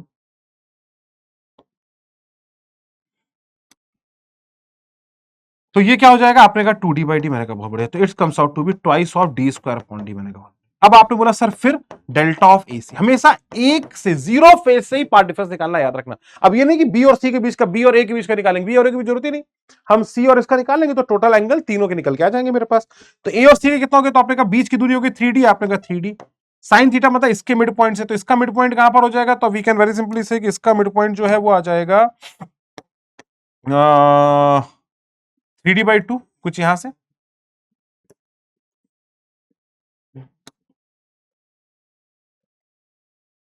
θ1 θ2 लिख देते हैं इसको, θ1 3D साइन ऑफ θ2 है। इसके मिड पॉइंट से एंगल लेंगे क्योंकि इन दोनों के बीच का फेज डिफरेंस चाहिए।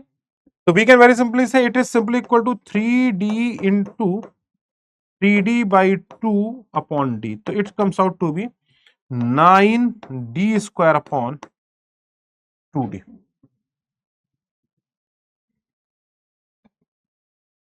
तो अब इससे हमने इन दोनों के बीच का डिफरेंस भी निकाल लिया कि ये दोनों कितने कितने डिफरेंस पर हैं, और उसको हम लोग यहां पे डिफाइन करने जा रहे हैं। क्या ये पॉइंट क्लियर होता है बेटा सभी का? ध्यान से देख लीजिए बेटा एक बार, कोई चैलेंज है तो बता दीजिए।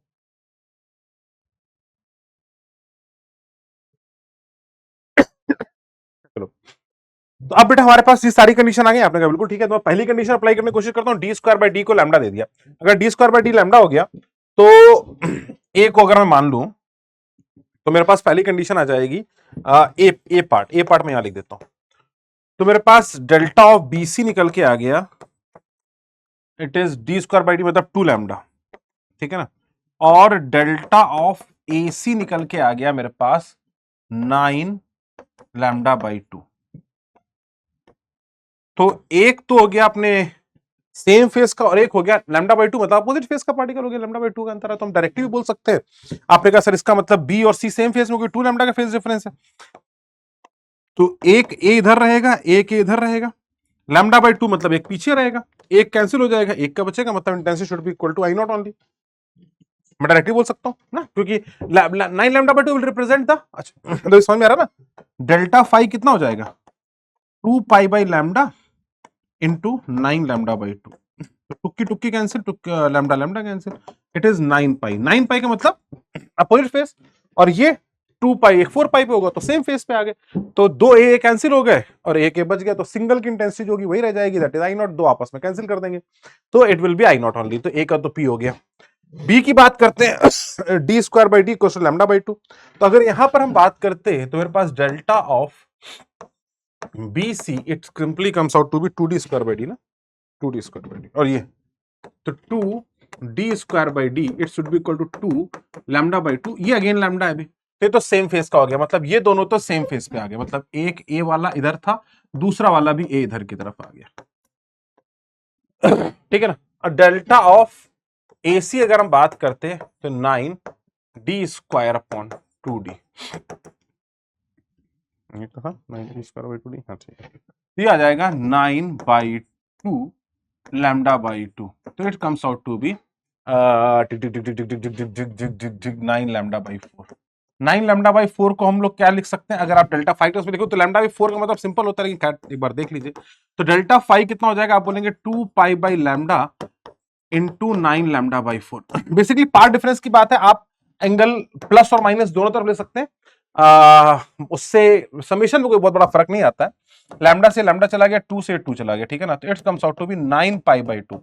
9 पाई/2 को हम क्या लिख सकते हैं बेटा, अगर आप ध्यान से देखोगे तो लिख सकते हो 4 पाई प्लस पाई/2।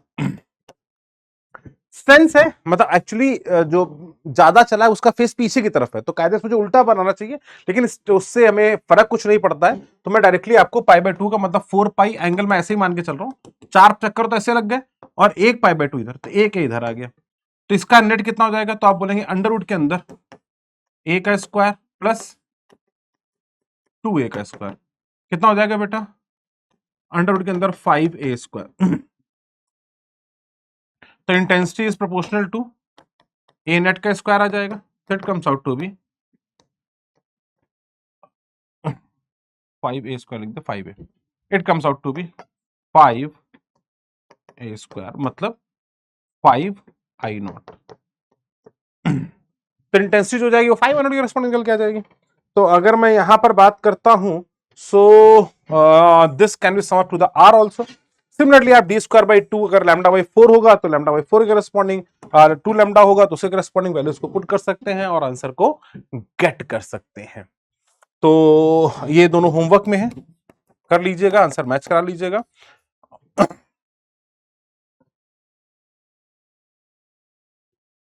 अब आते हैं हम लोग नेक्स्ट पॉइंट के ऊपर। होपफुली ये वाला पॉइंट आपको समझ में आ चुका है कि सिंपल एक फेज से डिफरेंस लेना है और 3 वेक्टर को सम करना है, दैट इज ऑल। अब हमारे पास एक और इंपॉर्टेंट कहानी की तरफ मैं चल रहा हूं। मैंने आपको ये सारी बातें आपको समझा दी हैं। ये क्वेश्चन आपको थोड़ा सा एक होमवर्क में करना है। एक क्वेश्चन और है, क्योंकि इस पर बेस्ड क्वेश्चंस, ये पाथफाइंडर का भी एक बड़ा प्यारा सा क्वेश्चन था। आई वांट कि आप इसको भी एक बार कर लें, ठीक है ना। अब इस क्वेश्चन में पूछा गया है, यहां पर बात आती है कि focus due to part difference. Actually कहानी है क्या इसके पीछे की, और ये कहानी पर क्वेश्चंस आईएनपीएचओ में भी आ चुके हैं, जेडवांस में भी आ चुके हैं, मेटा लेंस पर बेस्ड बातचीत आई। तो वो कहीं ना कहीं बड़ी प्यारी सी बातचीत है। अगर आप करना चाहेंगे तो आईएनपीएचओ में बड़ा प्यारा सा क्वेश्चन आया कि जब भी आपका रिफ्रैक्टिव इंडेक्स बदलता है तो हर एक वेव का जो ऑप्टिकल पाथ है वो बदलता है। Because of optical path changing उसका वेव फ्रंट बदल जाता है। तो कंसेप्ट ऑफ वेव फ्रंट की बातचीत आ जाती है इन टर्म्स में। तो आइए जरा उसको मैं एक बार पहले थोड़ा सा समझा देता हूं, ये वाला पॉइंट, और इसके साथ फिर आपको एनालिसिस करने की बात कर लेते हैं। तो focus and wave front, focus and wave front due to varying refractive index। अब ये एक बड़ा प्यारा सा कंसेप्ट है जिसको अलग अलग तरीके से सोचा जा सकता है, अलग अलग तरीके से किया जा सकता है, और कुछ बातों के हमको बेसिक तौर पर ध्यान देना है, और उन्हें किस तरीके से ध्यान देना है उनको भी जरा हम थोड़ा सा समझने की कोशिश करते हैं। तो एक्चुअली होता क्या है बेटा, जब वेव फ्रंट की बात आती है तो जैसे कोई एक मीडियम है। अब मीडियम में मान लीजिए बेटा यहां पर रिफ्रैक्टिव इंडेक्स म्यू बराबर 1 है और यहां पर रिफ्रैक्टिव इंडेक्स म्यू बराबर 2 है। और हम सभी को पता है कि कंसेप्ट ऑफ वेव फ्रंट होता क्या है और उसके करस्पॉन्डिंग ही कहानी क्या बनती है। तो कंसेप्ट ऑफ वेव फ्रंट जो है, हम सभी को पता है कि wave front is the locus of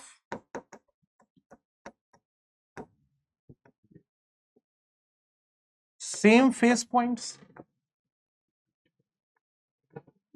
इमेनेट from source. जो सोर्स से सेम फेस के पॉइंट्स चले थे उनका जो लोकस है that is called as the wave front. तो आपने कहा कि अगर वेव फ्रंट की बात करें तो मतलब जैसे यहां पर रेज एक दूसरे के पैरेलल आ रही हैं, ये रेज यहां आके टकराती हैं। अब जब ये रेज यहां आके टकराती हैं तो इस पे कहानी होती क्या है, जरा इसको एक बार समझना।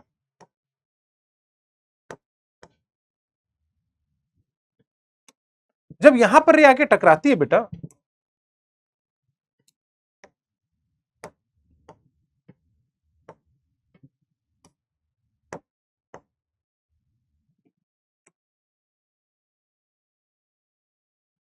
अब यहां पर कहानी क्या होती है बेटा कि जब डिफरेंट, अब यहां तक तो वेव फ्रंट सेम चले, लेकिन जब आगे की तरफ ये निकलते हैं तो सेम फेज के जो पार्टिकल टकराए थे, चूंकि स्पीड कम हो गई तो सबकी स्पीड, तो अब यहां पर जब आए तो सोचिए कि अभी सब पॉइंट ए है, अब यही वाला पॉइंट ए जो है ये हर जगह है,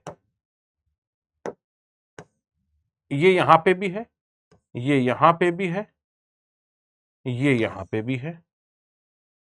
अब ये ए पॉइंट की एंट्री हर जगह एक साथ हुई, तो यहां पर वेव फ्रंट क्या बना, आपने कहा सर यहां पर वेव फ्रंट बन गए ये सारे लोकस, ये वेव फ्रंट है जो सेम फेस के पॉइंट को, तो परपेंडिकुलर टू द वेव जो आपका वेव फ्रंट बन जाता है। लेकिन जब ये वेव्स अंदर जाएंगी तो यहां पर म्यू बाई 2, तो यहां स्पीड आधी हो जाएगी, या ऐसा बोल सकते हैं कि वेवलेंथ हाफ हो जाएगा, राइट। तो अब जब वेवलेंथ हाफ हो जाएगा तो सोचो ना, ये तो उसी इंटेंसिटी से आगे बढ़ा, ये तो यहां से यहां पहुंच गया, सेम वेवलेंथ लेके, और इवन ये कुछ आगे भी चला जाएगा। तो जब तक ये यहां का x ट्रेवल करेगा, क्योंकि आधी हो गई, तब तक ये यहां से x आगे चला गया होगा, क्योंकि ये डबल उससे चला, तो मतलब सेम उसमें अब इसके ये पास पास हो गए। तो जब यहां वाला a बाहर आएगा तो यहां वाला a जो है बेटा वो कहां होगा, वो कुछ आगे होगा।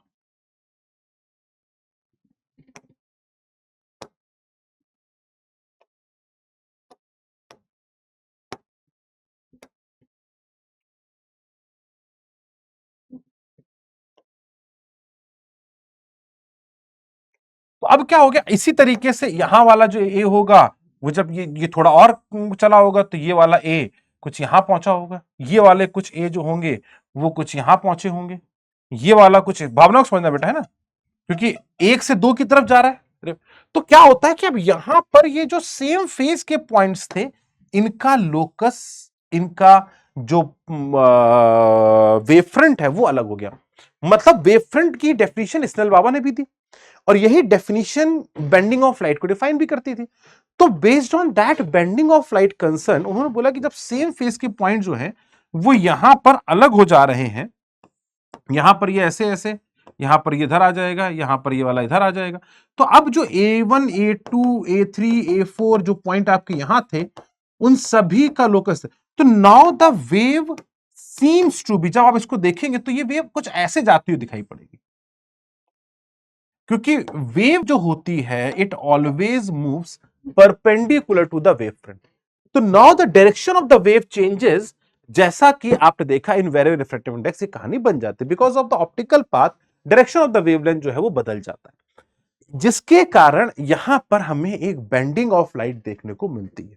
तो दिस फिनोमिना और this bending of light is simply defined because of the optical path difference arises due to the varying refractive index। अब अगर मैं यहां पर बात करूं कि किस एंगल पर बेंडिंग होगी, कितनी बेंडिंग होगी, तो आपने बोला देखो सर, अगर मैं यहां पर बात करूं तो इसने कितना चला, अब सोचना आप जरा, तो आप बोलेंगे सर यहां का अगर म्यू नॉट बोल दूं, मैं यहां पर म्यू वन बोल दूं, यहां म्यू टू बोल दूं, तो इसका पार्ट डिफरेंस है म्यू टू इंटू एक्स का, इसका है म्यू वन इंटू एक्स यहां तक, और प्लस ये इसने कुछ और चल लिया, मान लेते हैं x1 चला। अब चूंकि इनका ऑप्टिकल पाथ को सेम होना है तो मुझे x1 ही तो निकालना है, तभी तो बता पाऊंगा थीटा एंगल किस पर ये बेंडिंग मार रहा है, मतलब किस एंगल पर ये गया है, थीटा एंगल पर किस लाइट रे घूम रही है। थीटा मैं कैसे बताऊं, तो मैं x1 निकालने की कोशिश करूंगा। x1 निकालने के मेरे पास क्या, आपने कहा mu one into x plus x1, it should be equal to mu two into x, ताकि सेम फेस के पॉइंट होंगे तभी तो उनका फेस डिफरेंस या उनका ऑप्टिकल पार्ट डिफरेंस जो है वो जीरो होना चाहिए, मतलब सेम फेस के पॉइंट्स होने चाहिए। और अगर उनके बीच का पार्ट डिफरेंस जीरो होगा तो we can very simply say that mu one minus mu two, sorry, x1 is equal to mu two minus mu one into x. बहुत बढ़िया। तो अगर मैं यहां पर पूछता कि बेंडिंग कितने एंगल पर होगी, तो tan theta is simply defined as this x1, और अगर ये दूरी को मैं कुछ l बोल दूं तो x1 अपॉन l, तो it comes out to be mu two minus mu one into x upon L, that is called as time. देख लीजिए बड़े ध्यान से, इसी पर बेस्ड क्वेश्चंस अगर आप देखेंगे तो आईएनपीएचओ के अंदर पूछे गए, उन्होंने वेरिएबिलिटी के साथ डिफाइन किया, बहुत ही प्यारा क्वेश्चन उन्होंने पूछा है। अगर आप करें, अभी हम लोग उसको उस सीरीज में भी लेकर आएंगे, आईएनपीएचओ की पीवाईक्यू सीरीज है, उसके अंदर में हम क्वेश्चन को कवर करेंगे, और हमने डाला भी हुआ है सॉल्यूशन, अगर आप चाहेंगे तो देख लीजिएगा।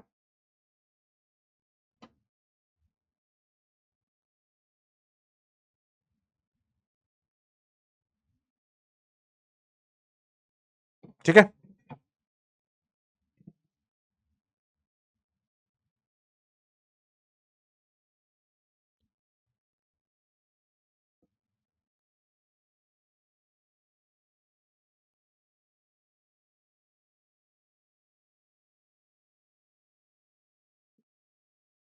अब जरा देखना, अब यही सेम क्वेश्चन हमको यहां पूछा गया। अब इस जगह पर क्या है, आपने कहा अब यहां पर डी दे दिया गया, ये एल दे दिया गया, कहानी वही है। आपसे पूछा गया कि म्यू नॉट जो है 1.5 है बॉटम फेस पर, and amount of delta mu between the bottom and the top face, मतलब यहां पर जो है वो अगर म्यू नॉट है तो यहां पर mu naught plus delta mu है। बहुत बढ़िया। तो अगेन वही सेम कहानी, जब ये वेव यहां से जाएंगी और जब ये वेव यहां से जाएगी तो सेम फेस के पॉइंट के बीच का एक एंगल आ जाएगा, बिकॉज ऑफ विच ये रेज जो है ये कुछ इस तरीके से मूव करती हुई इसके सामने प्रतीत होंगी। The wave front seems to be moving like this. और अगर ये वेव फ्रंट इधर की तरफ मूव होगा और पैरेलल जो प्रिंसिपल एक्सिस है तो ये कहां पर मीट करेगा जाके, this will meet at a certain point, क्योंकि ये ऑप्टिकल इसको फोकस कर देगा। तो ये कहां मिलेगा, आपने कहा सर ये मिल जाएगा इसके फोकल प्लेन में। और ये अगर हाइट h की बात करें तो यहां से अगर एंगल मुझे थीटा निकल के आ जाएगा तो we can define the h also, किस हाइट पर इसका मुलाकात होगा। राइट, तो हमें पता है कि अगर किसी slanted parallel line ray of light आती है तो वो फोकल प्लेन में मुलाकात करती है at the theta angle where h by f is defined as tan theta और theta is very very small, we can simply equate it.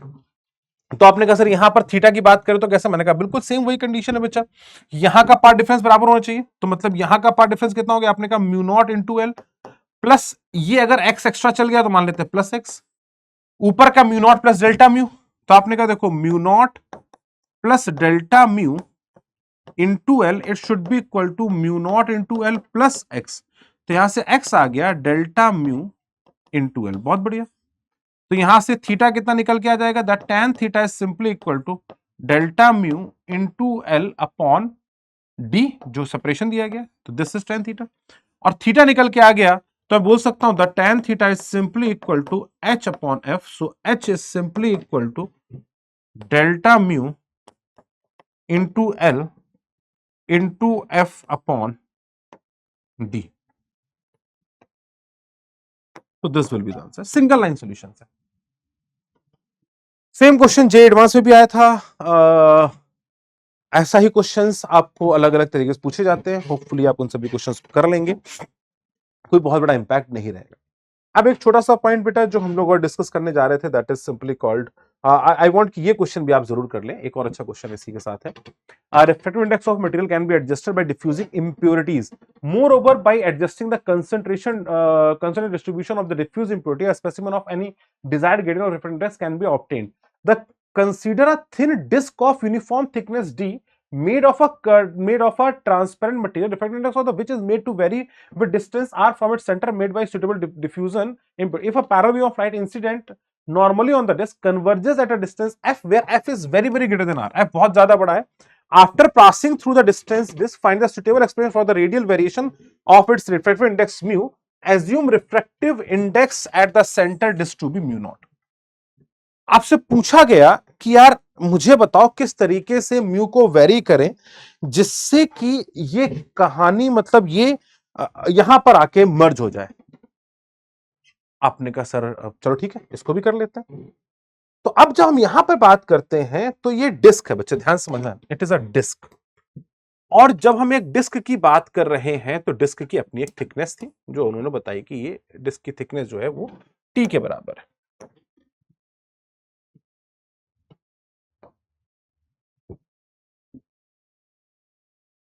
अब इस क्वेश्चन को सॉल्व करने के पर्सपेक्टिव समझना बहुत जरूरी है। If you get the perspective of the question, it is very easy question.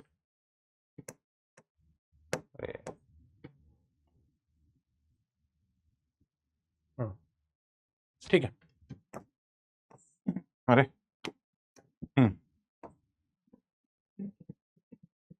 अब हमको ये बोल दिया गया कि मान लो कि ये बहुत दूर है कहीं पर। अब यहां पर पैरेलल बीम ऑफ लाइट टकराई, पैरेलल बीम ऑफ लाइट यहां के टकराएगी, एक लाइट रे यहां आएगी, और ये लाइट रे जो है वो यहां कहीं कंसंट्रेट हो रही है।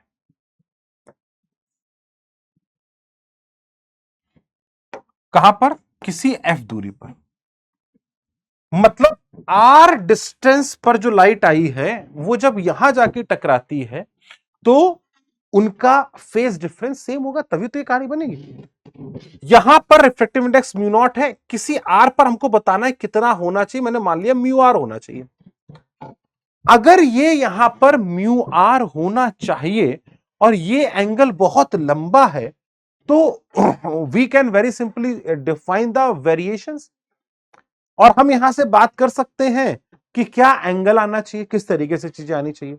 तो एक बार जल्दी से अब इस क्वेश्चन को आप 60 सेकंड का थॉट दीजिए, सो दैट हम इसको एनालाइज करना शुरू करें। और सिंपल है, इसका ये पाथ लेंथ और इसकी ये पाथ लेंथ बराबर होनी चाहिए।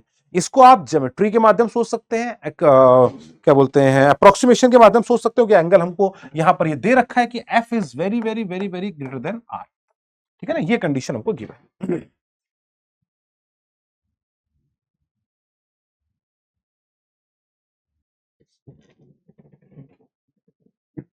सोचा बच्चों, चालू करें? नहीं नहीं सोचा, सोचो, टाइम दो थोड़ा सा। तो आप ये सोचो बेटा कि ये इसने एक्स्ट्रा पाथ चला इतना, R square plus F square का एक्स्ट्रा पाथ चला, और जो इनके बीच की सेपरेशन है जो उन्होंने बोला डी थिकनेस है, तो इसका ये पाथ कितना रहा होगा? आपने कहा इसका रहा है म्यू नॉट इंटू डी, इसके अंदर चला प्लस एफ, इसने चला, इसने कितना चला? आपने कहा इसने चला mu are into D plus under root के अंदर R square plus D square. तो ये दो वेव्स हैं जो आके टकरा रही हैं एट सेम फेज, तो इसका मतलब डेल्टा एक्स जीरो होना चाहिए। It should be equal to that mu are into D plus under root के अंदर R square plus D square, it should be equal to mu naught into D plus F बराबर होना चाहिए, R square plus F square D square, R square plus F square. अब चूंकि F बहुत बड़ा है तो मैं यहां अप्रोक्सीमेशन की बात कर पाता हूं, एफ बाहर निकाल लूंगा तो मैं यहां लिखूंगा म्यू आर माइनस या म्यू आर, अभी इसे लिख देते हैं इसको, mu R it is equals to, और डी इधर चला जाएगा बेटा तो अपने पास आ जाएगा mu naught plus F minus, अब यहां पर अपने पास फैक्टर निकल के आ जाएगा बेटा, अगर मैं आर बाहर निकालता हूं तो 1 बाई आर और एक डी भी नीचे चला गया, D are into under root के अंदर आ गया 1 plus, sorry 1 by F, my mistake, 1 by F into D, और यहां आ जाएगा 1 plus R square upon F square का होल पावर 1/2 या अंडर रूट। अब चूंकि आर बहुत छोटा है तो अप्रोक्सीमेशन की बात भी कर सकते हैं, we can say that is mu naught plus F minus 1 upon F D. अच्छा, यहाँ पे भी तो एफ डी होगा ना, क्योंकि ये डी हमने कॉमन डिवाइड कर दिया, यहाँ ऊपर निकालोगे ना भाई, ऐसे कैसे गलती होता है बार बार, एफ बाई डी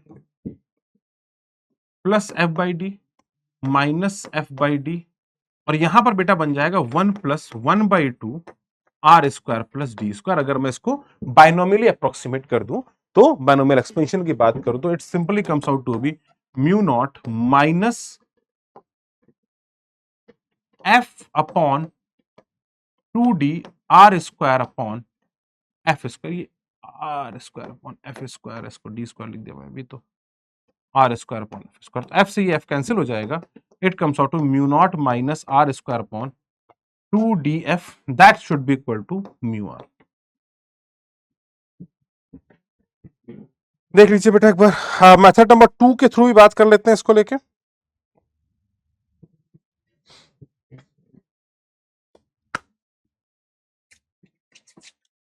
अब इसका एक और मेथड आ जाता है, दैट इज मेथड नंबर 2।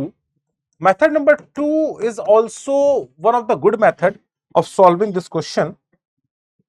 अगर मैं बात करूं यहां पर, तो यहां पर अच्छा वेव फ्रंट भी कैसे जाते हैं ना, अब वेव फ्रंट का वेरिएशन देखना, जब यहां से जा रहा है ना तो यहां की रे कुछ ऐसे जा रही होगी, यहां वाली रे भी ऐसे मिल रही होगी, तो wave front will be something like this one, ये पैरेलल वेव फ्रंट था। अब पैरेलल वेव फ्रंट कैसे चेंज हो गया? रेडियल रिफ्रैक्टिव इंडेक्स से तो इस तरीके से चेंज हो गया, क्योंकि नीचे वाले भी कम, देखो अब यहां वाला एक्स्ट्रा पाथ चल रहा, मतलब यहां इसको कम पाथ चलना चाहिए, यहां वाला ज्यादा, मतलब ऊपर जाते हुए म्यू जो है वो डिक्रीज करना चाहिए, तो म्यू जो है ऊपर जाते घटेगा, ताकि इसको एक्स्ट्रा पाथ चले इसके बराबर आने के लिए, तभी तो होगा ना बात बेटा। तो यहां सर म्यू का वेरिएशन जो है वो डिक्रीजिंग ऑर्डर का रहेगा, ऊपर नीचे के आर के रिस्पेक्ट में है, तो यहां से वेरिंग इस तरीके से करता हुआ जा रहा होगा, और ये वेव फ्रंट है जो इस तरीके से आ रहे होंगे। Coming to the method number 2 part, मैं इसी को ऐसे कॉपी कर लेता हूं, और अगर अब मैं यहां पर सोचूं और मैं बोल दूं बेटा कि यार अब ये वेव आ रही, अब यार देखो दो कंडीशंस और भी बन जाती हैं कि यार आपने कहा यहां तो सारी वेव्स आ रही थी ना, तो उनका सारी की सारी अगर आ रही हैं तो इसका मतलब हर अगल बगल वाला भी तो इंटरफेयर कर रहा होगा, तो we can think also in that manner कि ये अगल बगल वाली भी जो है ये भी करनी चाहिए। तो अगर मैं इन दो कंडीशंस की बात भी करूं कि यहां पर जो ये वेव फ्रंट इस तरीके से आ रहे हैं, तो इनका भी तो सेम फेज यहां जाके जुड़ा है,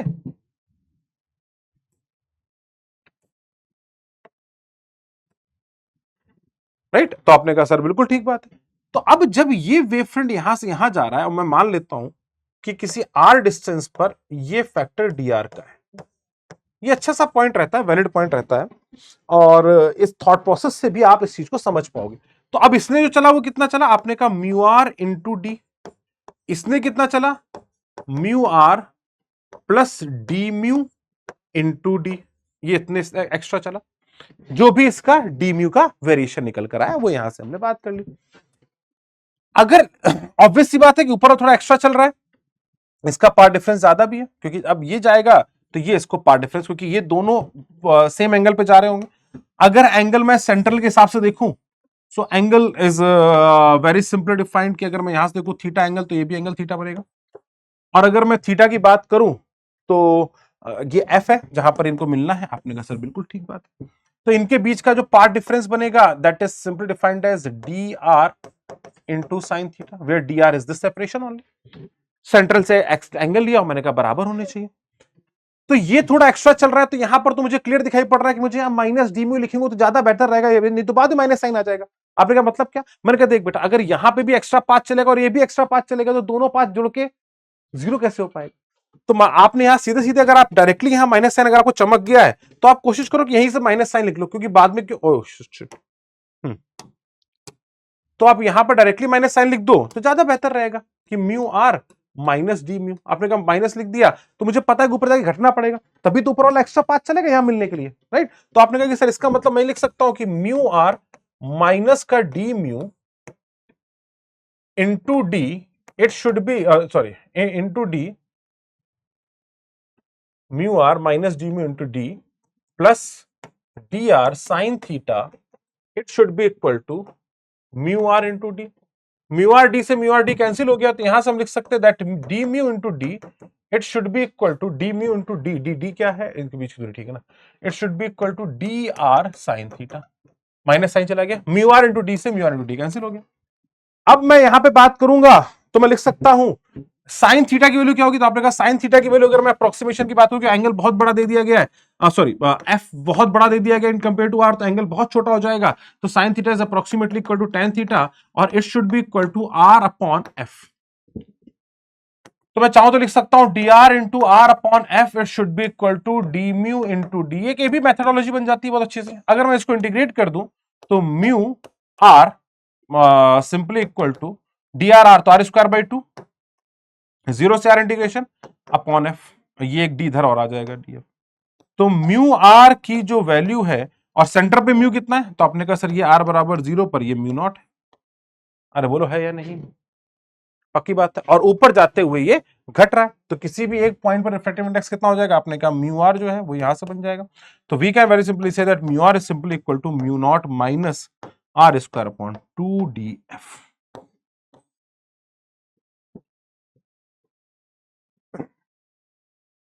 क्योंकि म्यू डिक्रीजिंग नेचर का है, याद रखना, थोड़ी डी म्यू है तो नेगेटिव साइन रहेगा, डिक्रीजिंग नेचर ऊपर की तरफ घटता हुआ जाएगा। तो हम सिर्फ मैग्नीट्यूड की बात कर रहे हैं, अगर आप प्लस डी म्यू लिख के करेंगे तो अपने आप माइनस साइन निकल के आ जाएगा। That is not the big deal, that is also one of the methodology जिसकी आप बात कर सकते हैं और म्यू आर की वैल्यू को इक्वेट कर सकते हैं। तो mu r should be equal to mu not minus are square upon two d. चले भाई, तो this is one of the two methods. Now coming to the next point, that is all about the thin film interference.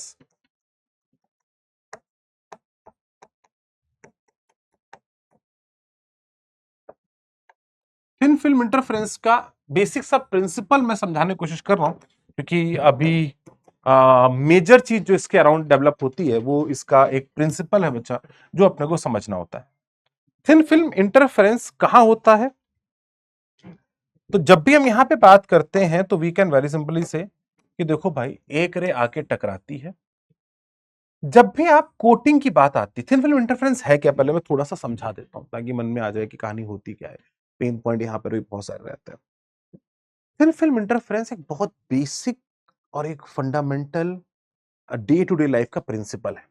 है ना? आप देखते हैं, आप अभी कोई कांच के ग्लास लेते हैं, आप अपने चश्मे पे देखते हैं कि एक अजीब से ब्लू कलर की आपको लाइट सी दिखाई पड़ती है चश्मे के ऊपर पे, या लाइट मतलब ब्लू कलर सा दिखाई पड़ता है चश्मे के ऊपर, उसकी एक फ़िल्म लगी होती है, राइट? ऐसी ऐसी फ़िल्म आप लोगों ने कभी पानी के ऊपर भी देखी होती है, ना? पानी के ऊपर कोई ऑयल टाइप का पड़ जाए तो ऑयल में भी रिफ्लेक्शन सा देखने को मिलता है, तो वहाँ अलग-अलग कलर देखने को मिलते हैं, वो होता है थिन फ़िल्म का dispersion phenomena.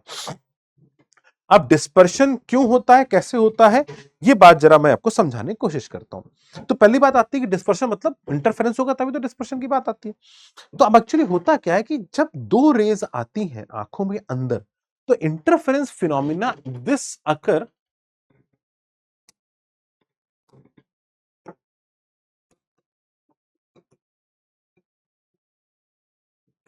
Occurs inside the eye. अब ये कहा जाता है आंख के अंदर होता है। आंख के अंदर कैसे हो सकता है? मैंने कहा देखो बेटा, क्या होता है कि जैसे नहीं, आप लोग घर में आप ग्लास लगाते हो ना, कांच ग्लास, तो उसमें फिल्म लगा देते हैं, रिफ्लेक्टिंग फिल्म होती है, अगर देखो तो बड़े चमकते हैं ग्लास, है ना? आपके पास चश्मे होते हैं, उसके ऊपर अलग अलग रंग की चीजें चमक रही होती हैं, राइट? कोई चश्मा होता है उसमें नीले रंग का दिखाई पड़ता है, मतलब आपको सन ग्लासेस नहीं जिसको बोलते हैं आप लोग, तो उसमें कभी कभी ब्लू रे का रिफ्लेक्शन होता है, कोई ब्राउन टिंटेड ग्लास होता है, किसी को आप ऑरेंज टिंटेड ग्लास होता है, अलग अलग रंग के होते हैं जो रंग आपको दिखाई पड़ते हैं, रिफ्लेक्शन। तो ये रंग क्यों दिखाई पड़े आपको अलग अलग? क्यों ऐसा हुआ कि वो कलर दिखाई पड़ा उस ब्राउन उस लेंस के ऊपर, उस चश्मे के ऊपर? तो एक्चुअली क्या हुआ, जब आप चश्मे के ऊपर एक लेयर लगा देते हो तो वो उस लेयर से लाइट रिफ्लेक्ट मारती है। अब जैसे ये लेयर है ना, अभी आपने किसके ऊपर लगा दी? ग्लास के ऊपर लगाई, है ना? मान लेते हैं यहां पर एक ग्लास था, ये थोड़ा भावनाओं को समझना बिल्कुल, है ना? इंपॉर्टेंट वही है, भावना है अपनी। अब ये ग्लास है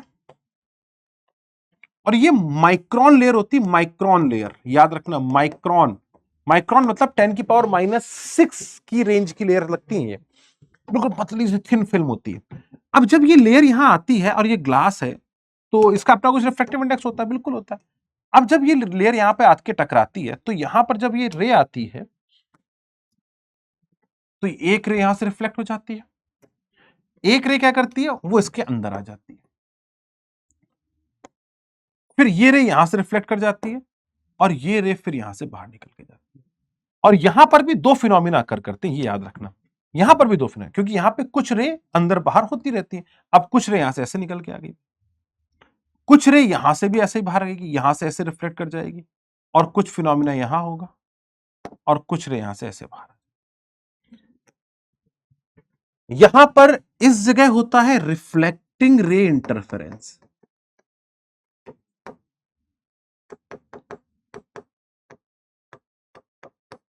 और ये आपका ट्रांसमिटिंग रे इंटरफेरेंस हो जाता है।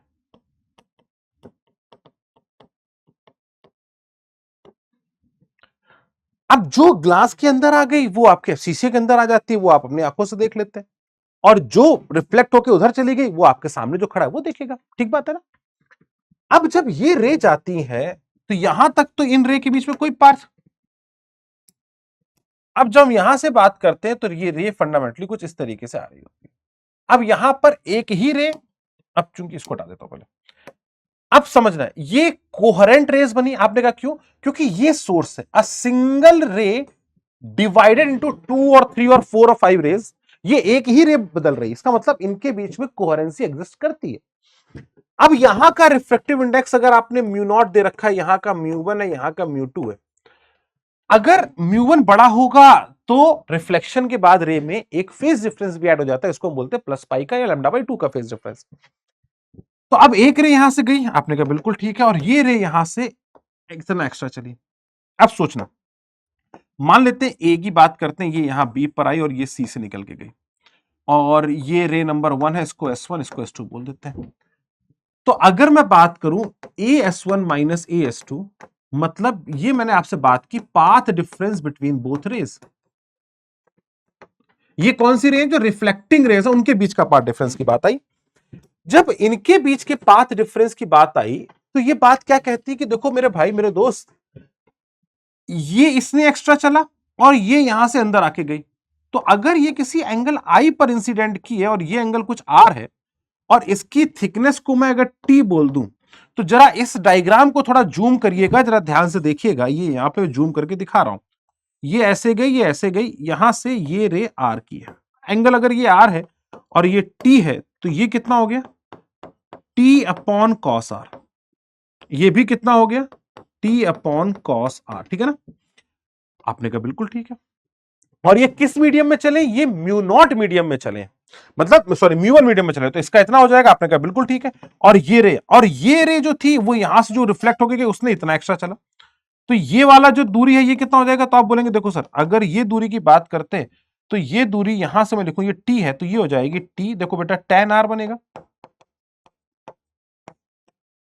और ये 2t tan r, मतलब यहां पे जो d बिहेव करेगा तो d is equal to 2t tan r। जरा पहले ये देख लीजिएगा, क्योंकि बेसिक सा पॉइंट है ये। ज्योमेट्री बड़ी कुछ नहीं है, सिर्फ परपेंडिकुलर ट्रायंगल की बात की, और एक्चुअली हमें याद भी नहीं करना होता, दिमाग में नहीं रखना होता, इसलिए मैं बहुत ज्यादा से फोकस भी नहीं कर रहा हूं। तो अगर आपका यहां से ये आई एंगल पे गया है, तो यहां पर डी साइन आई का फेज डिफरेंस, ये डेल्टा एक्स, और ये यहां पर आ जाएगा। तो आपने कहा सर देखो यहां बन जाएगा डी, ये जो एक्स्ट्रा चल के आया तो कितना चला, आपने कहा 2t अपॉन कॉस आर। किस मीडियम में चला, आपने कहा ये चला है म्यू वन मीडियम में, माइनस ये यहां पर कितना हो गया, आपने कहा ये हो गया डी साइन आई, और ये किस मीडियम में है, म्यू नॉट, जो भी मीडियम है। ये इनके बीच का पार्ट डिफरेंस आया विद रिस्पेक्ट टू वैक्यूम। अब हमसे इतने भारी क्वेश्चन पूछे नहीं जाते, अच्छी बात क्या है, हमसे पूछा जाता है। अब इसी कहानी की बात करें, अगर लिखोगे तो आ जाएगा twice of mu one into t into sec r minus 2t tan r into sine i और म्यू नॉट। ये आ गया वैक्यूम के रिस्पेक्ट में, ये आपका डेल्टा एक्स है। लेकिन जब हम यहां ही बात करते हैं, हमसे पूछा जाता है जिसको हम बोलते हैं नियर नॉर्मल इंसिडेंस, और जैसे ही नियर नॉर्मल इंसिडेंस की बात आ जाती है मेरे दोस्तों, आई बराबर 0 और आर बराबर भी 0 हो जाता है। आर 0 मतलब सेक 0 की वैल्यू 1 हो जाएगी।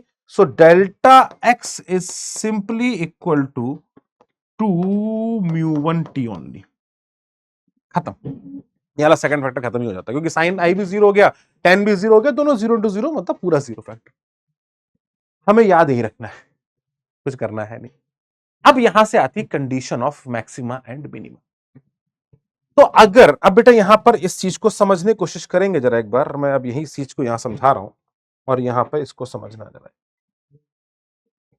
अब कंडीशन ऑफ इंटरफेरेंस मतलब यहां पर क्या होगा, तो कंडीशन ऑफ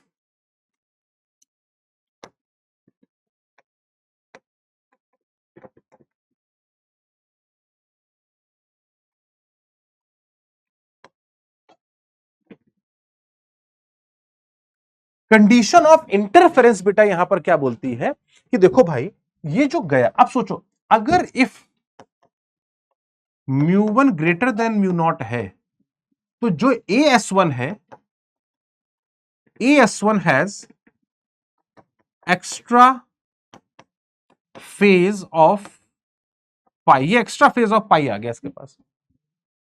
तो मतलब अगर मैं बात करूं तो डेल्टा एक्स नेट कितना हो गया, आपने कहा सर ये आ जाएगा, और ये एज्यूम कर रहे हैं कि mu two is less than mu one, मतलब ये रेयरर मीडियम है। तो यहां से जब रिफ्लेक्शन होगा तो किसी तरीके का फेज में बदलाव नहीं आएंगे। लेकिन अगर म्यू टू भी बड़ा होता और म्यू वन भी बड़ा होता, ये इंक्रीजिंग ऑर्डर में होता, तो दोनों में प्लस पाई का फेज डिफरेंस आता, तो कोई खास फर्क नहीं पड़ता। चैलेंज तब आता है जब एक में आया एक में नहीं आया। तो जब एक में आ गया तो डेल्टा एक्स नेट आपका 2 mu T minus lambda by 2 आप लिख दीजिए,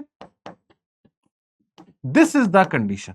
तो अब यहां पर आपको लिखना पड़ेगा that 2 mu T minus lambda by 2, अगर ये एन लैम्डा के बराबर है तो आपका कंस्ट्रक्टिव इंटरफेरेंस होगा।